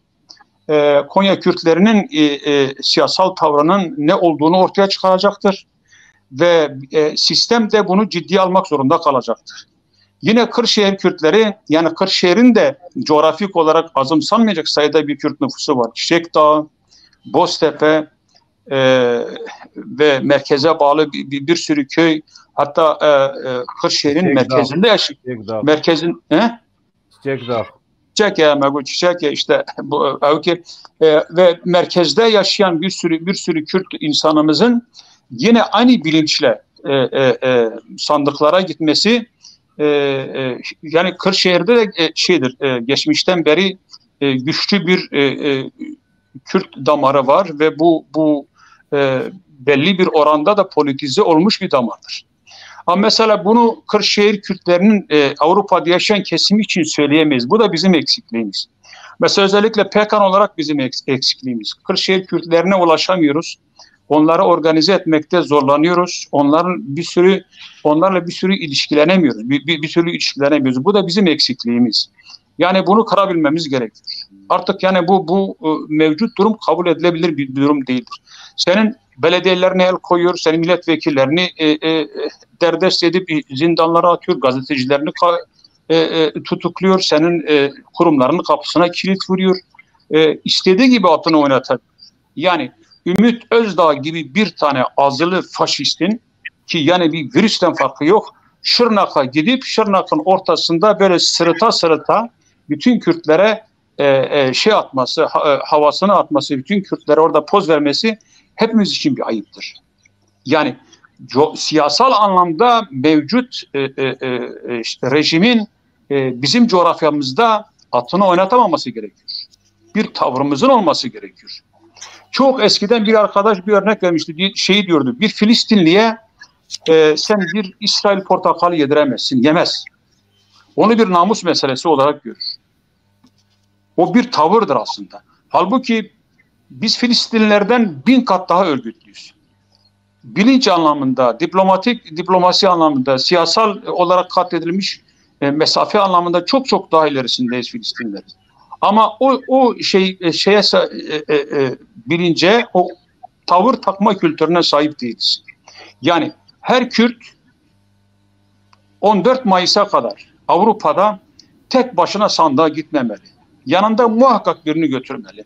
Muhakkak birini ikna ettim, Yeşil Sol Parti'ye oy vermesini sağladım rahatlığıyla yaşayabilmeli. Yani o rahatlığı duyumsayabilmeli. Ben bir kişiyi ikna ettim. Şimdi Kürdistan'da bazen sokak röportajlarına bakıyoruz. Soruyorlar kime oy vereceksin, diyor kendime. Ne kadar güzel bir kelime. Kime oy veriyorsun? Kendime. Yani HDP, BDP ve da Yeşil Sol Parti duyma gereği duymuyor. Mesela şeyi biliyor, Selahattin Demirtaş'ın cezaevinde tutuklu bir esaret altında bir insan olduğunu biliyor, diyor oyum ki Selahattin Demirtaş'a. Bunlar aslında bilince çıkarılması gereken sosyolojik yaklaşımlardır. Neden böyle kendisiyle özdeşleştiriyor? Bu parti benim diyor. Bu benim, ben bunun bedellerini ödedim. Benim içimden çıkan birisi bu. Bu partinin kadroları için çalışanları, siyasetçileri benim insanım. Benim gibi yani bedel ödemiş, ağır şeylerle karşı karşıya. Yani bir de HDP'li olmak, Yeşil Sol Partili olmak ateşten bir gömlektir. Her baba yiğidin yapacağı şey de değildir. Öyle kariyer de yok. Hemen yarın içeriye alınabilirsin. Bu bilinçle bütün insanlarımız. Ama buna rağmen HDP'ye adaylık konusunda en çok başvurun yapıldığı parti HDP'ydi. 10.000'den fazla kadrosu tutuklu bir partinin seçimlerde adaylık başvurusunda en fazla rağbet gören parti gene oydu. Buna layık olmamız gerekiyor. Yani Avrupa'da olsun, ülkede olsun ya da ulaşabileceğimiz insanlara ulaşma konusunda bütün sorumlulukları yerine getirebilmeliyiz. Mesela ayın 30'unda ne oluyor? Yarın değil bir gün, cumartesi günü İsveç'in başkenti Stockholm'da, yani benim yaşadığım şehirde platforma Kırdan Anatolian abi PKK'nın düzenlemiş olduğu Yeşil Sol Parti ile bir dayanışma gecemiz var. Bu program aracılığıyla da Stockholm ve çevresinde yaşayan bütün insanlarımıza çağrımızdır. Sadece Orta Anadolu olması gerekmiyor. Bütün Kürdistanlara ve dostlarımıza çağrımızdır. Herkes katılım göstersin. İşte Hüda Hanım geliyor. Ülkeden katılımcı olarak parti adına. Hüda Kaya ve daha birçok sanatçımız var, yerel sanatçılarımız var. Hem birbirimizi tanıyacağız, bir araya geleceğiz, birbirimizle merhabalaşacağız, kucaklaşacağız, yakınlaşacağız. Hem de 14 Mayıs'ta ortak bir tavır ortaya koyabilmek için birbirimize söz vereceğiz. Orada birbirimizi güçlendireceğiz, umudumuzu güçlendireceğiz. Biz buradayız, güçlü bir şekilde buradayız. Bu bir tavırdır. Geceyi düzenlemek bile bir tavırdır. Dolayısıyla insanlarımız da bulundukları alanlarda tavırlarını ortaya koysunlar. Bilincinin yansımasıdır yani. Diyeceğim odur. Yani ben Kürtçe olan sunumumda dile getirdim. Kürt halkı gerçekten ne zaman kendisinden ne istenmişse yerine getirmiştir. Bu son 40 senede o coğrafyada Kürtler kadar ağır bedeller ödeyen ve bu bedelleri ödemekten de hiç geri adım atmayan, yani bu bedelleri ödemekten bir saniye bile tereddüt etmeyen bir halktır. Kendisinden ne istenmişse yapmıştır. Kendisinden hangi bedel istenmişse yapmıştır. Dolayısıyla 14 Mayıs'ta da halkımızın çok büyük bir çoğunlukla mevcut rejim ve onun temsilcilerini coğrafyamızdan sileceği, siyasal anlamda diyorum tabii ki, ve kendi temsilcilerine sahip çıkacağı, kendi siyasal temsilcilerini meclise büyük bir coşkuyla, büyük bir farkla, büyük bir zaferle göndereceğini eminim. Yani HDP ya da bugünkü çatı anlamıyla Yeşil Sol Parti eminim 14 Mayıs'tan sonra Büyük Millet Meclisi'nde en büyük muhalif güç yine Yeşil Sol Parti olacaktır ve halkımızın, mazlum ve mağdur halkımızın oradaki sesi olmaya devam edecektir. Eğer o mecliste sesimiz olsun istiyorsak, o mecliste o kürsüde birilerinin yüzüne yaptıklarını haykıran temsilcilerimiz olsun istiyorsak, halkımızın içinde bulunduğu yaralı, bereli, kanlı durumun meclise kadar yansımasını istiyorsak, diplomasimiz olsun istiyorsak, siyasal anlamda gür çıkan bir sesimiz, nefesimiz olsun istiyorsak, Yeşil Sol Parti'ye destek sunacağız ve Yeşil Sol Parti'nin büyük bir çoğunlukla meclise girmesini sağlayacağız. Bu hepimizin vicdani sorumluluğudur, ahlaki sorumluluğudur, siyasal sorumluluğudur. Yani sadece Selahattin Demirtaş'ın resmini taşımak, evinde, kütüphanesinde 12 tane kitabını taşımak olmuyor. Meclise, yani sandığa gitmek çok büyük bir şey değil. Yani çok büyük bir zahmet değil. Herkes gider, birkaç arkadaşıyla beraberine götürür ne paralıdır, ne masraflıdır, ne risklidir, ne tehlikelidir. Senin demokratik bir hakkındır, o hakkı da kullan ve güçlü bir şekilde sesimizi birleştirelim ve bu siyasal bir zafere dönüşsün. Benim bu konuda diyeceklerim bunlar sevgiler. Teşekkür ederim bu değerli değerlendirmen için. İsveç'te, Stockholm'da yapılacak gece aynı zamanda PKK'nın bir senedir üzerinde çalıştığı eski türküleri derleyip Orta Anadolu Kürt sanatçılarının tekrar okuyup halkımıza kazandırdığı bir projenin de tanıtımıdır. Bu vesileyle bunu da buradan söylemiş olalım. Dediğiniz gibi herkesi geceye ve katılıma davet ediyoruz. Ahmet bir şey ilave edebilir miyim? Sadece buyurun, bir şey. Buyurun. Yani PKN TV şu anda bizim bölge halkımız tarafından çok izlenen bir televizyon.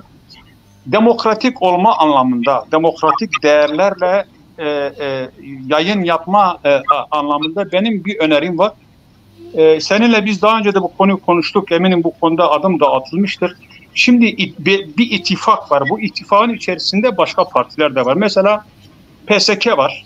Partiya Sosyalist Kürdistan. Gerçekten çok takdire şayan bir adım attılar. Bu ittifakın içerisinde hiçbir beklentileri olmadan, şart şurut da öne sürmeden yer aldılar ve bunu da çok büyük bir şeyle deklare ettiler. Arkasında da durdular. Eğer Avrupa'da PSK'li dostlarımız çıkmak isterse televizyona, kendi partileri adına bu ittifak içerisinde neden oldukları adına yer verilmelidir. Hatta Hakpar kendi başına meclis seçimlere katılıyor. Bölgemizde belli bir tabanı var. Yani istesek istemesek de belli bir tabanı var. Hakpar arkadaşların da bu yani PKK televizyon yayınlarına kendilerini görmeleri demokratik bir haktır ve yakışıklı da olur. Her anlamda iyi olur. Bence bu öneri götürülmeli. Bölgede siyasal olarak belli bir tabanı olan, belli bir şeyi olan bütün oluşumlara seçime kadar belli bir gün hak verilmeli, ekranlara çıkabilmeliler. Bunu yaparsanız bence demokratik bir işleyişi de pratikte göstermiş olursunuz. Naçizane bir önerim. Baskın, evet. Daha önce de söylemiştim. Onu arkadaşlarla paylaşacağım. Bu konuda ne gerekiyorsa onu yapacağız. Geçtim daviye bername le tiştek Perez Necdet ani zaman ku pir giringe eğer ku reyxe nedin Kılıçdaroğlu 105 milletvekili derken tu feda xatmet tırnaya jber ku eğer ku Tayyip Erdoğan hata helbejartın dikara rokiyedin gişt kababê zindane an jî giyo qebûl neke an jî vekîlîtiyê wan ji wan bibe ji ber wê em reyê xwe didin Kılıçdaroğlu û em reyê xê parlamento jî didin partiya çep û kesk em bi vê münasebetê dibêjin reyê xwe bixede îrada xwe teslîma kesî de neke îrada xwe bikarbîne biminin xêr xweşiyê da û tevava xweş be.